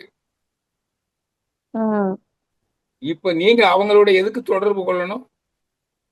அவங்க சொல்லிட்டாங்கல்ல, நீ அறிவை அறிவதற்கு, துன்பம் இல்லாமல் வாழும் அறிவை அறிவதற்கு நீ கடவுளை அறிய வேண்டும், தவம் செய்து கடவுளை அறிந்து விடுன்னு சொல்லிட்டாங்கல்ல. அவங்க தானே சித்தர்கள். அவங்களுக்கு தானே கோயில் கட்டி வச்சீங்க. கோயில் கட்டி வச்சு அவங்களை மதிக்கிறீர்கள். நீ நல்லா வழிகாட்டினீங்க என்று அவர்களுக்கு நன்றி கூறுவதற்காக கோயிலுக்கு போறீங்க. அதுக்கு போங்க, வேற எதுக்கு போறீங்க? சரி, அதுக்கும் கூட அந்த கோயிலுக்கு போகணுமா? இப்ப நான் கேக்குறேன், சாய்பாபா இருந்தாரு, நல்லா வழிகாட்டினாரு, புரியுதுங்களா? புரியுதுங்க. அவருடைய ஆன்மா எங்க இருக்குது? காந்த களத்துல இருக்கு. எங்க இருந்தாலும் இப்ப நான் எங்க இருக்கிறேன்? கோவையில. நீங்க இருக்கிறீங்க, நீங்க காஞ்சிபுரத்துல இருக்கிறீங்க. அங்க இருந்து என்னோட நீங்க தொடர்பு கொள்ளலையா காந்த களம் மூலமா? ஆ அப்புறம் எதுக்கு போகணும்? அப்புறம் எதுக்கு என்ன பாக்குறதுக்கு நீங்க நேர்ல வரணுமா? இப்ப பாருங்க, வர வீடியோல பாக்குறீங்க, ஆ பேசுறீங்க, அப்புறம் எதுக்கு நேர்ல வரணும்? எதுக்கு வரணும்னு ம் கேக்குறேன். ம் அப்ப சித்தர்கள் கோயிலுக்கு எதுக்கு போகணும்? அவங்க சொன்னபடி செய்யுங்க. இப்ப மகிழ்ச்சியுடைய ஆன்மா காந்த களத்துல இருக்கு. அது ம் ஆழியார்கள் மட்டும்தான் இருக்குதா? இல்ல எல்லா அது எங்க இடத்துலயும் இருந்தாலும் அவர் சொன்னாரு, நான் காந்த களத்தில் இருப்பேன். நாம எங்க இருக்கிறோம்? நாமளும் காந்த களத்துல. ம் அவர் சொன்னதெல்லாம் எங்க இருக்குது? அவர் கருமையத்துல இருக்கு, ஆன்மாவில இருக்கு, புத்தகங்கள்ல இருக்கு, உரைகள்ல ம் பேசியிருக்கிறார். அவர் பேசுனதைத்தான் நானும் பேசுறேன். ஓ, நான் சொல்றதை கேளுங்க, சிந்திங்க, ம் மகிழ்ச்சி நூல்களை படிங்க, ஆடியோவை கேளுங்க. ம் அதுக்கு மேல நீங்க ஆழியாருக்கு எதுக்கு போகணும்? போங்க. ம் அங்க இருந்துதான் மகிழ்ச்சி எல்லாம் செஞ்சாரு. அவருடைய கருமையும் அங்கேதான் மையம் கொண்டிருக்கிறது. அதுக்காக போங்க. ம் அந்த இடத்துக்கு போய் நன்றி சொல்லுங்க மகரிஷிக்கு. ம் புரியுங்களா? புரியுதுங்க ஐயா. அங்க ஒன்னே வர்ற ஒண்ணு. மக்களுக்கெல்லாம் உதவுங்க. ம் இதே மாதிரிதான் இப்ப நீங்க சித்தர்கள் கோயிலுக்கு போகணுங்கிறீங்க. ம் வேதாத்திரி மகரிஷிக்கு மேலான ஒரு சித்தர் இந்த பயிற்சி எல்லாம் கொடுத்தது மகரிஷி தானே. ம் அந்த சித்தர்கள் கொடுத்தாங்களா? இல்ல. அப்புறம் எதுக்கு அங்க போறீங்க? அப்ப உங்களோட ம் அறியாமை, கால சரி. விரயம், பொருள் ம் நட்டம். புரியுதாமா? புரியுதுங்கய்யா. சரி, இன்னும் கேள்விதாலும் கேளுங்க, நிறைய டைம் இருக்குன்னு. ஐயா பயமாகுதுங்கய்யா. இப்ப ஏன் பயமா மந்திர இருக்குது? ஆ உங்களுடைய அறியாமை, நம்முடைய ஆமா அறியாமை அறியாமையில வெளிப்பட்டு நாங்க விடுமோ என்று கேக்குறோம். பயப்படுகிறீர்கள். அறியாமையில பயப்படாதீர்கள், மகளிர் சொல்லியிருக்காரு. சொல்றேன் ம் கேளுங்கம்மா. ஐயா இப்ப கோயில்ல கேள்விகள் போனா மந்திர ஒலிகள் வருதுங்க இல்லையா? அதுல வைப்ரேஷன் இருக்கு. அந்த வைப்ரேஷன்லாம் நமக்குள்ள போகுது இல்லைங்கய்யா? அது நல்லது தவம் பண்றவனுக்கு தவம் பண்றவனுக்கு தவம் பண்ணும்போது நீங்க இருக்கிற ம் இடத்துல அந்த வைப்ரேஷனை உள்ளுக்குள்ள கொண்டு வந்துடலாமே. ஆ தவம் பண்ண தெரியாதவனுக்கு தான் அது. புரியுதா? புரியுதுங்க. என்னம்மா, புரியுதுங்க. இந்த உடம்பே கோயில் தானே. உள்ளம் பெருங்கோயில், ஊன் உடம்பே ஆலயம். ஆமாங்க. தெள்ளத் தெளிந்தவருக்கு சிவனே சிவம். சிவம். புரியுதுல்ல? புரியுது. அப்ப தவம் பண்ண தெரியாதவன் எங்க போகணும்? கோயில். கோயிலுக்கு போகணும். ம் எந்த கோயிலுக்கு? தவம் கத்துக்கிறதுக்கும் போகலாம், ம் மத்த கோயிலுக்கும் போகலாம். ஓ தவம் கத்துக்கிறதுக்கான கோயில் தான் அறிவு திருக்கோயில். ஏன்னா வேற எங்கேயாவது தவம் கத்து கொடுக்குறாங்களா? சொல்லுங்களேன். ம். இல்ல. தவம் கத்து கொடுக்கிற குருமார்கள், ஆகினை ம் தீட்சை, துரிய தீட்சை, துரியாய தீட்சை கொடுக்கிற குருமார்கள் ம் எந்த கோயில்ல இருக்காங்கன்னு சொல்லுங்க. எங்கேயும் இல்ல. எல்லாருக்கும் தான் ம் கேட்கிறேன். அறிவு ம் திருக்கோயில் தான் இருக்கிறாங்க. அப்ப மத்த கோயிலுக்கு எதுக்கு போகணும்? இல்ல நீங்க ஏதாவது உறவினர்கள், நண்பர்கள் ம் வந்திருக்காங்க, அவங்க ஏதோ போறாங்க, சுற்றுலாவா போறாங்க, நீங்க கூட ம் போங்க, சுற்றுலாவா போங்க. ம் இப்ப இங்க இருந்து இப்போ திருவண்ணாமலைக்கு போறீங்க, ஏதோ ஒரு உறவினர் வீட்டுக்கு போறீங்க, அப்படியே மாலை நேரத்துல திருவண்ணாமலை கோயிலுக்கு போறீங்க, அவங்களோட சேர்ந்து போறீங்க பொழுதுபோக்குக்கு. இல்ல அங்க போனா ஆடல் பாடல் எல்லாம் பார்த்துட்டு வரலாம், ம் வகை வகையா சாப்பிடலாம், என்ஜாய் பண்றதுக்கு போங்க. உங்களை யார் வேண்டான்னா? ம் அங்க போய் கடவுளை வணங்குறதுக்கோ வேண்டுறதுக்கோ போகணுமா? இதான் என்னுடைய கேள்வி. என்னுடைய ம் கேள்வி அல்ல.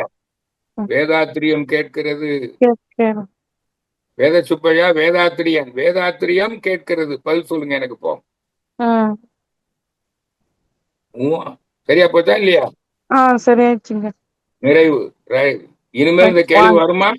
வராதுங்கய்யா. வந்தா நான் சொன்னதை நீங்களே சுயமா சிந்தியுங்க, புரிஞ்சிடும். சரிங்க. இன்னொரு முறை என்கிட்ட கேட்க வேண்டிய அவசியம் வராது. சரிங்க. எதுக்கு பயப்படுறீங்கன்னு தெரியுதுல்ல? ஆ நீங்க என்னவோ நம்ம இப்படி கிட்ட நமக்கு மதிப்பு குறைஞ்சு போயிடுமோ? அப்படிலாம் கிடையவே கிடையாது. நான் யாரையும் அவமதிப்பது இல்லை. மகிழ்ச்சி அடைகிறேன். அறியாமை என்ற இருளை போக்கிக் கொள்ள வேண்டும் என்ற ஆர்வம் இருக்கிறது.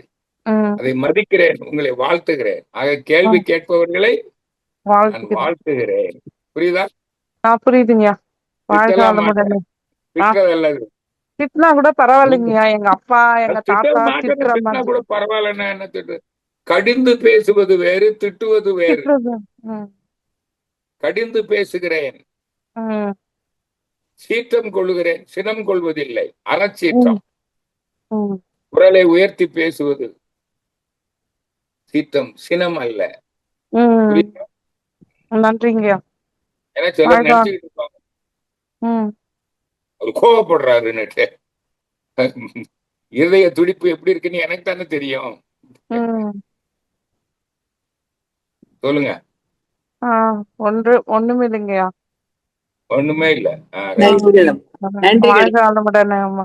வாழ்க வளமுடன் அம்மா. வாழ்க வளமுடன் ஐயா. வாழ்க. வேற ஏதாவது கேள்விகள் இருக்காமா? ஐயா, for all politicians and other field, cause and effect classes should be given compulsoryன்னு போட்டிருக்காங்க. அதுக்கு ஏதாவது நம்ம அறிவித்திருக்கோயில் ஏதாவது ஆக்ஷன் எடுத்து அது கொடுக்கலாம் இல்லைங்களா?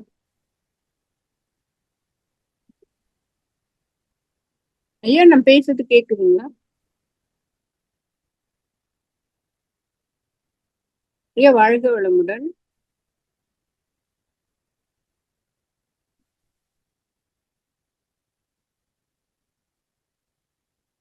அடுத்ததாக பாப்பு டீச்சர் அம்மா, நீங்க ஐயா கிட்ட உங்களுடைய கேள்வி கேட்கலாமா?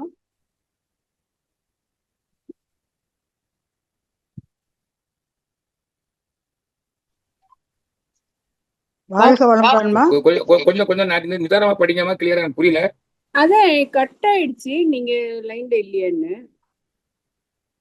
For all politicians and others field, cause and effect classes should be given compulsory. இதுல மெசேஜ்ல போட்டிருக்காங்க சாட்ல. நீங்க நான் அறிவித்திருக்கோம் ஏதாவது அதுக்கு ஆக்ஷன் எடுக்கலாம் இல்லைங்களா ஐயா? கேட்கலீங்களா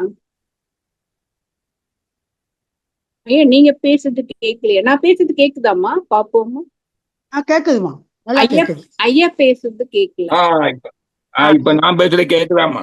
இப்ப அதாவதுமா, செயல் விளைவு நீதிய எங்க கொடுக்கணும்? கல்வியில கொடுக்கணும்.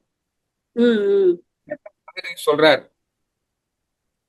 நம்முடைய கல்விக்கூட திட்டத்துல அது இல்ல, பாடத்திட்டத்துல இல்ல. அதனாலதான் இந்த ஆன்மீக கல்வியை, இந்த வாழ்க்கை கல்வியை, இந்த மனவளக்கலையை, இந்த ஆன்மீக கல்வியை அங்கே கொடுக்க வேண்டும் என்று நாம் ஆட்சியாளர்களை கேட்கிறோம். நாமளே நம்ம தமிழ்நாடு அரசு ஆட்சியாளர்களிடம் பல முறை நமக்கு வலியுறுத்தி விட்டோம். கட்டாயமாக கொடுக்கணும்னு சொன்னோம். அவங்க என்ன சொல்லிட்டாங்க? ஏதோ கொடுங்க, போய் விரும்புகிறவர்களுக்காவது கொடுக்கணும்ல, அப்பதான் அவன் கத்திருப்பான். இப்ப நீங்க மண்டங்கள்ல போய் இந்த பயிற்சி கொடுக்குறீங்க, உடல் பயிற்சி, காயகல்பம், தாவம், எதுக்கு கொடுத்தீங்க? வந்தவங்களுக்கு மட்டும் இல்ல, நோயற்று வாழ்வதற்கா? அறிவில் முழுமை பெறுவதற்கு, அறியாமை என்ற இருளை போக்கிக் கொள்வதற்கு நாங்கள் பயிற்சி அளிக்கிறோம்னு சொல்லி நாம் கொடுக்கிறோமா? கொடுத்தீங்களா? அப்படிதான் மதுரை சொல்லியிருக்காரு. நான் அப்படித்தான் கொடுக்கிறேன். இத நம்ம யாருக்கு விளக்கணும்? ஆட்சியாளர்களுக்கு விளக்கணும், அரசுக்கு விளக்கணும். கல்வித்துறை இருக்குல்ல, கல்வித்துறை இருக்கு, நம்ம கல்வித்துறை அமைச்சர், கல்வித்துறை செயலாளர், அவங்களுக்கு போய் இந்த பயிற்சி எதுக்கு கொடுக்கிறோம்னா, அவங்களுடைய அறியாமைங்கிற இருள் போகுவதற்கு, துன்பம், உடல் மன துன்பம் இல்லாமல் வாழும் அறிவை அறிவதற்கு, அந்த செயல்களை ஒழுக்கம், தீதும் நன்றும் பிறர் தர வாரா. புரியுதாமா? முன்னோர்களும் நீயும் செய்த செயலுக்கேற்ற விளைவுதான் இங்க வருகிறது. அது நல்ல செயலுக்கு இன்பம் வரும், தீய செயலுக்கு துன்பம் வரும். இதான் செயல் விளைவு நீதி. அப்போ அந்த செயல் எப்படி வருது அப்படின்றத விஞ்ஞான ரீதியாகவும் விளக்கணும். இதான் செயல் விளைவு நீதி கல்வி. இதுல நம்ம கொடுக்கிறோம்னு சொல்லி அரசுக்கு உணர்த்தினாதான் அரசு தான் பாடத்திட்டத்துல கொண்டு வரும். கட்டாயம் வரணும். இப்போ 12th படிக்கிறான், ம். ஒரு ஸ்கூல்ல 100 மாணவன் படிக்கிறான். 100 பேருக்கும் அதை கட்டாயமா கொடுத்தாதான் அவன் ஒழுங்கான மனுஷனா வருவான். ஆமா 99 பேருக்கு கொடுத்து ஒருத்தனுக்கு கொடுக்கலன்னா அவன் வெளியில வந்து எல்லா குற்றமும் பண்ணுவான். எல்லாரையும் கெடுத்து விட்டோம். புரியுதா? ஒரு மனிதன் நினைத்தால் அத்தனை பேரையும் கொன்று விட முடியும். கண்டிப்பா. புரியுதா? ம். ஒரு மனிதன் குண்டு போட்டா, ஒரு அணுகுண்டு போட்டா எத்தனை எல்லாரையும் பேரை கொல்றான்? எல்லாரையும் தானே பாதிக்குது. அப்ப புரியுதா? புரியுது. அதான் இலங்கையில ராஜபக்சேங்கிற ஒரு மனிதன் எத்தனை லட்சம் பேரை கொண்டு குவித்தான்? அதெல்லாம் நினைச்சாலே புரியுது இல்ல? ம். அப்ப இந்த கல்வியை எங்க கொடுக்கணும்? அவங்க அறியாமலே இளைஞர்களுக்கு கொடுக்கணும். அதான் சொல்ற மகிழ்ச்சி, இளைஞர்களுக்கு கொடுக்கணும். அதான் பாட திட்டத்தில் கொண்டு வரணும். அவன் அதுல தேர்ச்சி பெற்று பாஸ் மார்க் வாங்கினாதான் சர்டிபிகேட் கொடுக்கணும். 12th படிக்கிறான்ல, வாழ்க்கை கல்வி, அந்த வாழ்க்கை கல்வியில அவன் தேர்ச்சி பெறணும். உடல் நலம், பொருள் வளம், நட்பு நலம் காக்கும் அறிவையும் மனதையும் அறிந்தவனாக இருக்க வேண்டும். இந்த கல்வியை கொடுத்திருந்து SSLC சர்டிபிகேட் கொடுத்துட்டோம்னா இங்க குற்றம் நடக்குமா? சொல்லுங்க. நடக்காது. தீயது செய்வானா? செய்ய மாட்டான். இப்ப புரியுதா? நோயாளிகளின் எண்ணிக்கை பெருகுமா? மருத்துவமனைகள்ல கூடுமா? இலவசத்துக்கு கையேந்துவானா? அத சொல்லுங்க. கரெக்ட் தாங்கய்யா. காவல் நிலையத்திலையும் நீதிமன்றத்திலையும் புகார்கள் இப்படி பெருகுமா? அறியாமலே வச்சிருந்தாதான். கேளுங்கம்மா, சும்மா பேச்சுக்கு பேசுறது அல்ல, இந்த நிகழ்ச்சி பேச்சுக்கு நடத்துறது இல்ல. புரியுதுங்க. குற்றவியல் நீதிமன்றம், உரிமையியல் நீதிமன்றத்துக்கு மேலாக எந்த நீதிமன்றத்துல வழக்கு அதிகமா இருக்கு சொல்லுங்க? குடும்ப நல நீதிமன்றம். ஆமா. அப்புறம் எங்க நட்பு நலம், உறவு, அன்பு எங்க இருந்து வந்துச்சு? நல்லா புரிஞ்சுக்குங்க. இதனாலதான் இந்த செயல் விளைவு நீதி கல்விய கட்டாயமாக கொடுக்கப்பட வேண்டும். மகரிஷியோட கொள்கை அதத்தான் நம்ம தலைவர் சொன்னாரு, அருமையா சொன்னாரு. நம்முடைய பத்மபூஷன் ஐயா SKM ஐயா அவர்கள் சொன்னாங்க. என்ன சொன்னாரு தெரியுமா? சொல்லுங்க. முன்னால இருந்த அரசு கிட்ட எல்லாம் நான் கொடுத்தோம், நீ இது புது அரசு வரும், அங்கேயும் கொடுப்போம்னு சொன்னாரு. புது அரசு வரும், இன்னைக்கு இல்லைன்னா நாளைக்கோ நாளைக்கு மறுநாளோ ஒரு நாள் வரும் அல்லவா? அப்புறம் போய் நம்ம தலைவர் ஐயா போய் கொடுப்பார். அவர்கள் ஏற்றுக்கொண்டால் நல்லது. என்னதான் கொடுக்குறாங்க? யார் இந்த மேதாத்திரி மகிழ்ச்சி? இதுல என்னதான் சொல்றாங்க? மனிதனை மனிதனாக வாழ வைக்கணும்னு சொன்னார்ல அப்துல் கலாம். அப்துல் கலாம் எல்லாரும் பாராட்டினீங்கல்ல. நம்முடைய கல்வி மனிதர்களை உருவாக்கவில்லை, ஒழுக்கம், கடமை, ஈகை என்ற அறநெறிகளை கடைப்பிடித்து வாழுகிற மனிதர்களை உருவாக்க தவறிவிட்டோம். படிப்பாளிகளையும் பட்டதாரிகளையும் உருவாக்கி இருக்கிறோம் சொன்னோம்ல. மகிழ்ச்சி சொல்றாரு, ஒழுக்கம், கடமை என்ற ஈகை என்ற அறநெறிகளை கடைப்பிடித்து இன்புற்று வாழுகிற மனிதர்களை உருவாக்கும் கலை வாழ்க்கை கல்வி, art of science of living என்று சொன்னாரு இல்லையா? இதைத்தான கொண்டு கொடுக்கிறோம் நாம. அங்க இருக்கிற நிர்வாகம், அரசு, அங்க இருக்கிற செயலாளர்கள், IAS அதிகாரிகிட்ட தானே கொடுத்தோம். அமைச்சர்கிட்ட கொடுத்தாலும் அங்கதானே போகுது. அவங்க படிச்சு பார்த்து அவங்களுக்கு அறிக்கை கொடுக்க வேண்டாமா? அப்படி கொடுத்திருந்தால் வந்துடும். பார்க்கலாம் அடுத்த ஆட்சியிலாவது இந்த வாழ்க்கை கல்வி கல்விக்கூடங்களில் கட்டாயமாக்கப்பட வேண்டும். ஆக்கப்படும், நிச்சயமாக ஒரு நாள் வரும். என்னுடைய வாழ்நாளிலே நான் பார்ப்பேன் என்று நம்புகிறேன். கண்டிப்பா நடக்குங்க, நடக்குது. அவ்வளவு உறுதியா இருங்க. ஓகே, வாழ்க வளமுடன். பாப்போம்மா, நீங்க உங்க கேள்வி கேட்கலாங்கம்மா. வாழ்க வளமுடன்மா. வாழ்க வளம் ஐயா. வாழ்க வளமுடன். வாழ்க வளமுடன்மா. ஐயா ரொம்ப சிறப்பா இருந்தது கேள்வி பதில் இன்னைக்கு பேசுனதெல்லாம். இப்போ கேட்டுக்கிட்டு தான், எப்போ பேசுனாலும் நாங்கள் கேட்டுக்கிட்டே தான் இருக்கோம் திருப்பி திருப்பி. ஒன்றுல தெளிவாயிட்டோம், அதாவது உருவ வழிபாடு தேவையில்லைன்னு தெரிஞ்சுக்கிட்டோம். இது குலதெய்வம் வழிபாடு ஒரு சிலர் நம்ம தேவைங்கிறோம், ஒரு சிலர் தேவையில்லைங்கிறோம். அதுக்கு என்ன? அதாம்மா வேதாத்திரி சொன்னதான் நான் சொன்னேன். தேவையில்லை, ஆனால் உங்களுக்கு தேவையில்லை. உங்க குடும்ப உறுப்பினர்கள் இருக்காங்க இல்லையா, அந்த கூட்டம் இருக்கல்லவா, பங்காளிகள் கூட்டம், ஆமா ஆமா ஆமா, அவங்க எல்லாருக்கும் இந்த அறிவு வந்திருக்குமா? எல்லாருக்கும் வராது. வந்துருக்கு. வராது. நான் சொல்றது முழுசு கேளுங்க. அப்படியானால் அவங்களுடைய உறவு நமக்கு வேணுமா வேண்டாமா? கட்டாயம் வேணும். அதுக்கு தான் அடிக்கடி குலதெய்வம் கோயிலுக்கு வருஷத்துக்கு ஒரு முறையாவது போகணும்னு சொல்லியிருக்காங்க. ஆமா. அதுக்கு தமிழ்நாட்டுல வச்சதுதான் பங்குனி உத்திரம். ஆ, ஆ. பங்குனி உத்திரத்தை அன்று அவரவர் குலதெய்வம் கோயிலுக்கு போகணும் அப்படின்னு சொல்லி வச்சிருக்காங்க. அன்னைக்காவது அதுக்கு ஒரு திருவிழா வச்சு, அப்ப என்ன பண்ணுவாங்க, உறவினர்கள் எல்லாம் கூடுவாங்க. அப்பதான் கூடி உறவுகளை பலப்படுத்தி கொண்டு ஒருவருக்கு ஒருவர் உதவி வாழ்வார்கள். புரியுதா? இப்ப குலதெய்வம் கோயிலுக்கு போறீங்க, அங்க உங்க உறவினர்கள் ஒருத்தர் வந்திருக்காங்க வெளியூர்ல இருந்து, சந்திக்கிறீங்க, எப்படி இருக்கீங்க, என்ன எப்படி இருக்கீங்கன்னு கேக்குறீங்க. அவங்களுக்கு ஏதோ ஒரு பிரச்சனை சொல்றாங்க, உடல்நல பிரச்சனையோ பொருள் பிரச்சனையோ, பையனுக்கு வேலை கிடைக்கல தேடுறான், கல்யாணம் ஆகல, பொண்ணு மாப்பிள்ளை தேடுறான், எங்களுக்கு ஒரு இதா பிரச்சனைன்னு சொல்றாங்க. அப்ப நீங்க உதவுவீங்களா உதவ மாட்டீங்களா? கட்டாயம் உதவுவாங்க. இதுக்கு தான் போகணும் குலதெய்வம் கோயிலுக்கு, உறவுகளை பலப்படுத்திக் கொள்வதற்கு. மனவள கலைஞர்கள் கோயிலுக்கு போலாமா வேண்டாமா? நீங்களே சொல்லுங்க. கட்டாயம் போகணும். சொல்லுங்க. குலதெய்வம் கோயிலுக்கு போகணும், கட்டாயம் போகணும். ஏன்னா உங்களுக்கு உறவு இருக்கிற வரையில.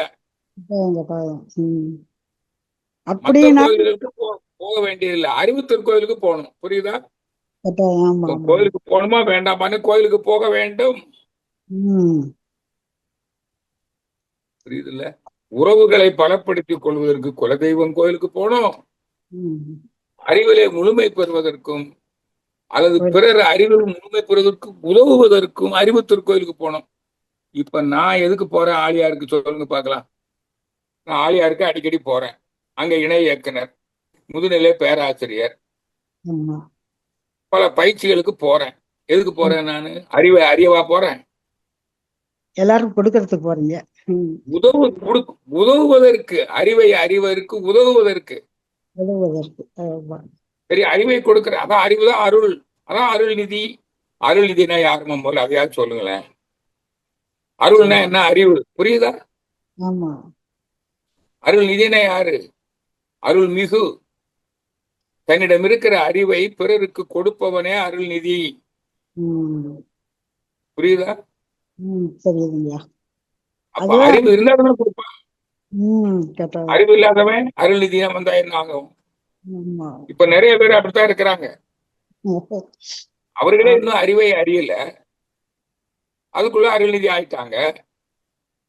ஆசிரியர் அருள்நிதினா ஆசிரியர்னு அர்த்தம். நல்லா தெளிவா புரிஞ்சுக்கிட்டீங்களாமா? அவங்க மியூட் ஆயிட்டாங்க.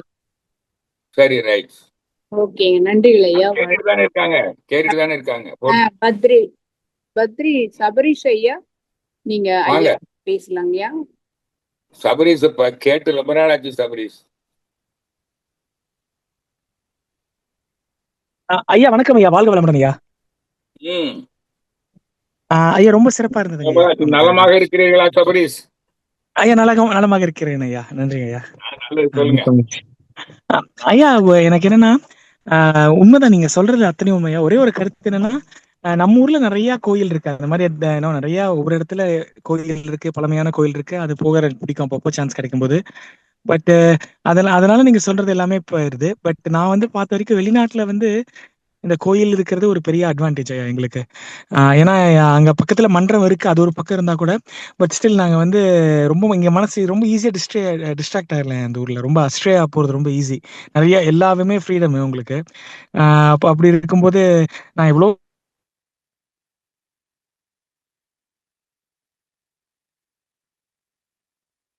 இறங்கி அந்த லிட்டில் இந்தியா போய் அந்த ஒரு வரிசை 2-3 கோயில் போட்டா அப்புறம் மனசு அப்படி சாந்தமாயிடும்.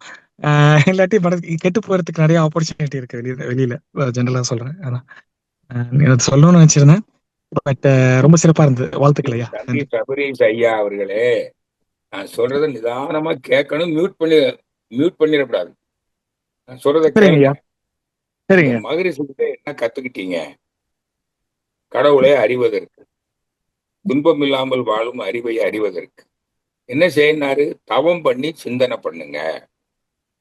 அகத்தாய்வு பயிற்சி கத்துக் கொடுத்து விட்டார்கள். நீங்க கோயம்புத்தூர்ல இருக்கும்போதே கத்திருப்பீங்க, இல்ல ஆஸ்திரேலியாவுக்கு போன பிறகு கத்தீங்களா?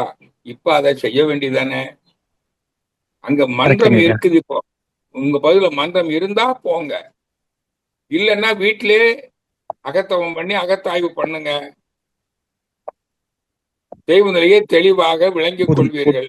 ஏற்கனவே நீங்க பிரம்மஞான விளக்கம் பெற்றாச்சு. அப்போ உணரணும். அது விளங்கிக் கொள்வது வேறு, உணர்தல் வேறு. Theoretical understanding, practical understanding. அறிவேதான் தெய்வம், சுத்தவெளிதான் தெய்வம் என்பதை விளங்கிக் கொள்வது விளக்க ஞானம். அனுபவ ஞானத்துக்கு தொடர்ந்து தவம் பண்ணணும். அப்புறம் நீங்க ஆஸ்திரேலியா போனா என்ன, அங்க எத்தனையோ கோயில் இருக்கும். அது தவம் பண்றதுக்கான கோயிலாவது இல்லையே. மக்கள் கூட்டம் கூட்டமா வர்றாங்க, சுற்றுலா போறாங்க. இப்போ ஆஸ்திரேலியாவுக்கு சுற்றுலா வர்றாங்க வெளிநாட்டுல இருந்து. எங்க போவான்? கோயில்களுக்கு போவான். போவான். ரோமாபுரிக்கு போனா கூட சர்ச்சுக்கு போவான். சவுதிக்கு போனா மெக்காவுக்கு போவான். புரியுதா உங்களுக்கு? புத்த இப்ப பௌத்த மத கோயில்கள்லாம் இருக்கு, தாய்லாந்துல இருக்கு. அங்க போனோம், அங்கதானே போவான். போய் பாப்பானா பார்க்க மாட்டானா? சுற்றுலாவா போவான். இப்ப அப்ப மதுரை சொன்னாரு, எல்லாரும் மனவளக்கலைஞர் ஆயிட்டா, அறிவு திருக்கோயிலுக்கு போயிட்டா, ஏற்கனவே பல கோடி ரூபாய் செலவுல பெரிய ஆற்றல் மிக்க கோயில்கள்லாம் இருக்க, தஞ்சை பெரிய கோயில், ஆவுடையார், பெருவுடையார் கோயில் போன்ற கோயில்கள்லாம் இருக்கின்றனவே, இதையெல்லாம் என்ன செய்யலாம் சாமின்னு கேட்டோம். அத்தனையும் அறிவு திருக்கோயிலாக மாற்றி விடுங்கள். புரியுதா? ஒரு ஊர்ல இருக்கிற மதம் சார்ந்த கோயில அங்க இருக்கிற மக்கள் எல்லாம் தவம் பண்றதுக்கு பயன்படுத்திட்டா அது என்னவாயிரும்? அறிவு திருக்கோயிலா மாறிடும். சரிங்க. இந்த கேள்வி யாரும் கேட்கல, நானே கேட்டு பதில் சொல்லி இருக்கிறேன். சரிதானா? சரிங்க ஐயா. என்ன சபரீஷ் ஐயா? கண்டிப்பாங்க, ரொம்ப சிறப்பான பதில். நன்றிங்க ஐயா. தெளிவாயிட்டீங்களா? நன்றி அம்மா. நன்றி. நன்றி இளையா, வாழ்க வளமுடன். அடுத்ததாக கலாவதி அம்மா, உங்க கேள்வி ஷார்ட் அண்ட் ஸ்வீட்டா கேளுங்கம்மா. டைம் இருக்குது. கலாவதி பி அம்மா, நீங்க பேசலாம். ஐயா வாழ்க வளமுடன் ஐயா. சொல்லுங்கம்மா. ஐயா, எனக்கு நீங்க பேசுனீங்க, நல்லா புரிஞ்சுது. உருவ வழிபாடு தேவையில்லை அப்படிங்கிறது உண்மைதாங்க ஐயா. ஆனா நம்ம வேதாத்திரி மகரிஷி சொல்லியிருக்காரு, எல்லாம் வல்ல தெய்வம் அது எங்கும் உள்ளது நீக்கமற. கடவுள் எல்லா இடத்துலயும் இருக்கிறாரு. தூண்ல இருக்காரு, துரும்புற இருக்காரு, அணுக்களோட கூட்டு அப்படின்னு சொல்றோம். அப்படி இருக்கும்போது அவர் அந்த கல்லுலையும் கடவுளோட இறைநிலை தன்மை அம்சம் இருக்குது இல்லையா? அதுவும் இல்லாம உருவ வழிபாடு தேவையில்லை என்பது உண்மையாக இருந்தாலும், குழந்தைகளுக்கு முதலில் ஒரு மன ஒருமைப்பாட்டுக்கு உருவ வழிபாடு அவசியமா இருக்குங்க. இது எப்படி சொல்லணும்னா, சொன்ன குழந்தைகள் தாய் தந்தையரை விட பெரிய என்ன இருக்குது? முதல்ல இருந்து உரையை கேட்டீங்களா? நான் இப்ப மிடில தான். குழந்தைகளுக்கு மன ஓர்மைக்கு அன்னையையும் தந்தையையும் வணங்க கற்றுக் கொடுங்கள். சரிங்க. அதே இப்போ நான் எனக்கு என்னோட மனசுல பட்டது ஒரு சின்ன எக்ஸாம்பிள் சொல்றேங்க. இப்ப பிளைட் இருக்கு, பிளைட் டேக் ஆஃப் ஆகுற வரைக்கும் நமக்கு அந்த சக்கரை உதவியா இருக்கு. டேக் ஆஃப் ஆனவொன்னு சக்கரை உள்ள போயிருந்து அது பாட்டுக்கு மேல போகுது. அது மாதிரி குழந்தைகளுக்கு அந்த ஆன்ம உந்துதலுக்கு சில ஒரு கருத்து நீ அதத்தான் இப்படி அம்மா அவங்களுக்கு தேவை அறிவு தானம்மா. ஆமாங்கய்யா, அறிவு தானே அவங்கள துன்பம் இல்லாம காக்கும். கண்டிப்பா அறிவுனா நல்லது. ஏதாச்சும் கேள்வி கேட்டாங்கல்ல, செயல் எதை செய்யணும்? எண்ணம், செயல். நல்லதை நினைக்கணும், நல்லதை சொல்லணும், நல்லதை செய்யணும். அப்ப பிள்ளைகள் எப்படி இருக்கும்? நல்லா இருக்கும். அப்படின்னா எப்படி இருக்கும்? உடல் நலத்தோடு வாழ்வார்கள், பொருள் வளத்தோடு வாழ்வார்கள், நட்பு நலத்தோடு வாழ்வார்கள், உலக இன்பங்களை துய்த்து மன நிறைவோடு வாழ்வார்கள். இதுதான் நல வாழ்வு. முதல்ல இதை புரிஞ்சுக்குங்க. இங்க சங்கல்பத்துல சொல்றோம்லமா, உடல்நலம் நீளாயுள் நிறை செல்வம் உயர் புகழ் இல்லைங்க, நான் மெய் அதெல்லாம் ஞானம் ஒன்று ஓகேங்கய்யா. வாழ். நான் போய் கேளுங்கம்மா, உங்க கேள்வி பதில் இதை புரிஞ்சுக்குங்க, அப்பதான் புரியும். இப்படி வாழ்வதற்கு சரிங்க. உங்க குழந்தைகளுக்கு நீங்க கற்றுக் கொடுக்கணும். புரியுதா? அப்போ குழந்தைகளுக்கு முதல்ல என்ன செய்யணும்? அந்த அறிவை முதல்ல நீ பெற்றோரிடமிருந்து பெற வேண்டும். அப்ப நீ பெற்றோரை வணங்கணும். அதன் பிறகு கல்வி பருவம் வரும் அல்லவா, அப்புறம்தான் குருவை வணங்கணும். மாதா பிதா குரு தெய்வம்லாம் சொல்றது கேள்விப்பட்டிருக்கீங்களா? நம்ம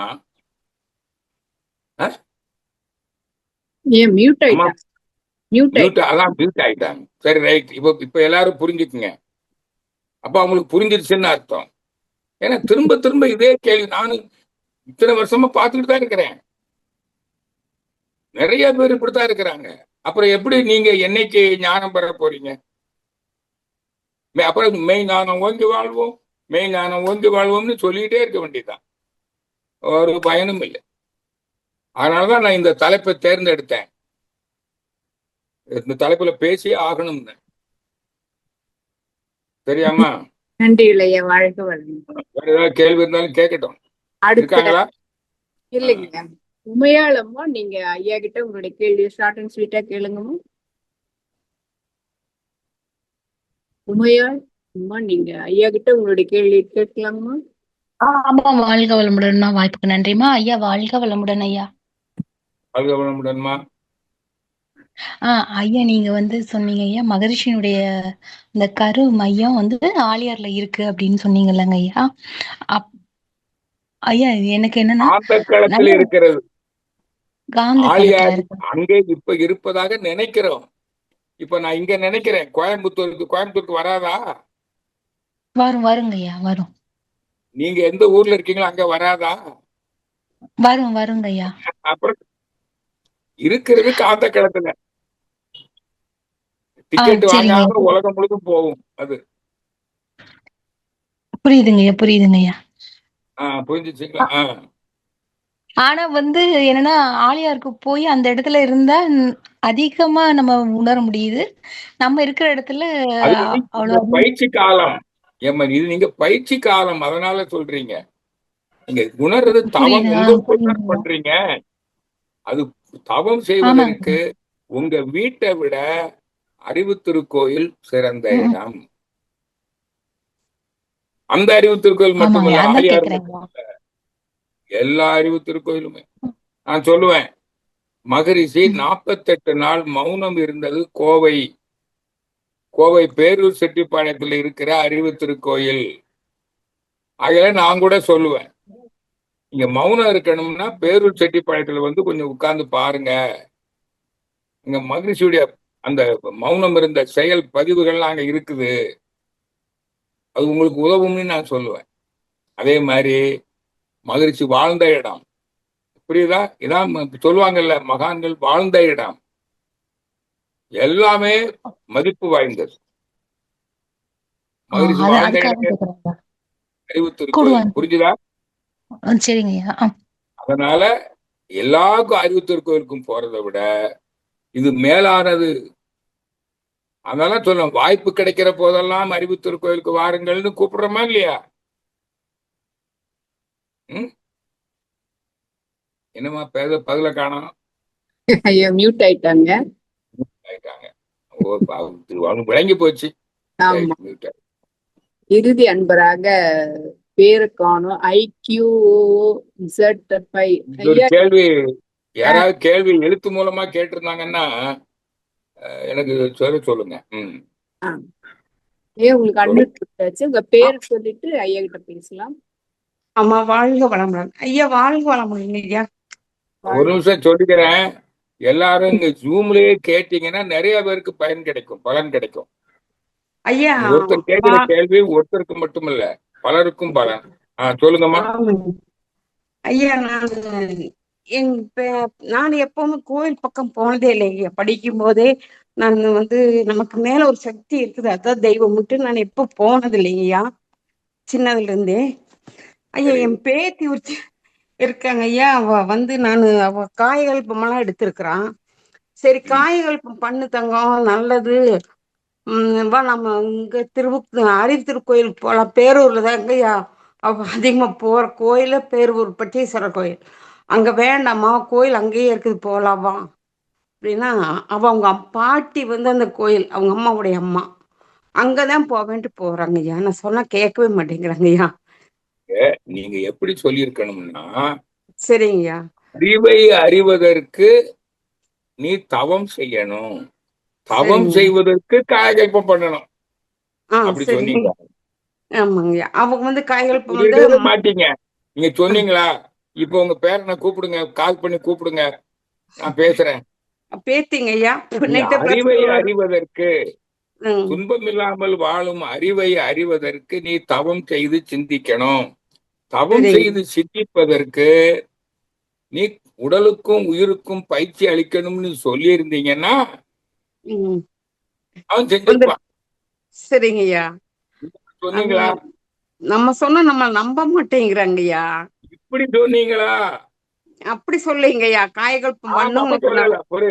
ஏமா நல்லா தெளிவா இருங்கம்மா. நீங்க இப்படி சொல்லி இருந்தால் அவன் கேட்டிருப்பான். சரிங்கய்யா. நல்லது, நீங்க காயகல்பம் பண்ணா நல்லா இருக்கு, நீ நல்லா இருக்கலாம். நல்லா இருக்கிறதுன்னா என்னன்னு அவனுக்கு சொன்னீங்களா? நல்லா இருக்கிறதுன்னா என்னன்னு சொன்னீங்களா? நல்லா ஞாபக சக்தி வரும், எக்ஸாம்ல நல்லா எழுதலாம். இல்லை, அதத்தான் உங்களுக்கு புரியலன்றேன். சரிங்க. அப்ப காயகல்பம் பண்ணாதவங்க எல்லாம் ஞாபக சக்தி இல்லையா? இருக்குங்கய்யா, இருக்குங்கய்யா. அப்புறம் என்ன? அப்ப நீங்க சொன்னது தவறு அல்லவா? சரிங்கய்யா. என்ன சொல்லணும்? நல்லா இருக்கிறதுனா என்ன? நீ உடல் நலத்தோடும் பொருள் வளத்தோடும் நட்பு நலத்தோடும் உலக இன்பங்களை துய்த்து மன நிறைவோடும் வாழ்வதே நல வாழ்வு. இதுவே இந்த மனவள கலைஞர்கள் நிறைய பேருக்கு புரியலையம்மா. நல வாழ்வு. சரிங்கய்யா, சரிங்கய்யா. இன்னைக்கு ஒரு ரிசல்ட்டுங்க ஐயா. +2 அவளுக்கு அப்படி சொல்லி நான் கூப்பிட்டு போறேங்க ஐயா. இருக்கட்டுமா, நீங்க யாரா இருந்தாலும் சரிம்மா. சரிங்க. தவம் பண்ணாம கேளுங்கம்மா, உடல் பயிற்சி செய்யாம காயகல்பம் பண்ணாம தவம் பண்ணாமலே கூட சிந்தித்து கடவுளை அறியலாம். இது மாதிரி சொல்ற ஆழ்ந்த சிந்தனையாளர்களுக்கும் ஞானம் கிட்டும். எத்தனையோ மகான்கள் தவத்தை பற்றி பேசவே இல்லை. துன்பம் இல்லாமல் வாழும் அறிவை எத்தனையோ மகான்கள் சொல்லி இருக்கிறார்கள். ஆக தவம் பண்ணித்தான் அந்த நிலையை அடையணும்னு கிடையாது. மகரிஷி சொல்லியிருக்காரு, புத்தகத்துல இருக்குது, அன்பு குரல்கள் நூல்ல இருக்கு, படிங்க. 3வது பக்கத்துல இருக்குது. ஆழ்ந்த சிந்தனையாளர்களுக்கும் ஞானம் கிட்டும். மியூட் ஆயிட்டீங்களா? இருக்கீங்களா? மியூட் ஆயிட்டாங்க. ரைட். அப்ப அவங்களுக்கு புரிஞ்சு போச்சு. இன்னும் யார் இருக்கான்னு பாருங்க. இல்லைங்க, டைம் ஆகுது. உங்களுக்கு போன்ல ஒண்ணு பேசி சொல்லலாங்களா? Phone number கொடுத்துருங்கம்மா. போட்டிருக்கேங்க, கரெக்டான்னு பாருங்க. இன்னொரு நம்பர் யாரும் போட்டிருக்காங்க. இல்லம்மா, 70109 5530 700109 5530. அதுதான் நான் போட்டிருக்கேன். வேற யாரோ ஏதோ ஈரோடுன்னு போட்டு நம்பர் போட்டிருக்காங்க. தெரியாம தான் பண்ணிருப்பான். இந்த நம்பருக்கு கூப்பிடட்டுமா? சொல்லுங்க, அழைக்க சொல்லுங்க. அன்பானவர்களே, மேலும் கேள்விகள் கேட்க விரும்புவோர் ஐயாவுடைய தொலைபேசி எண் சாட் பாக்ஸ்ல போட்டிருப்போம்.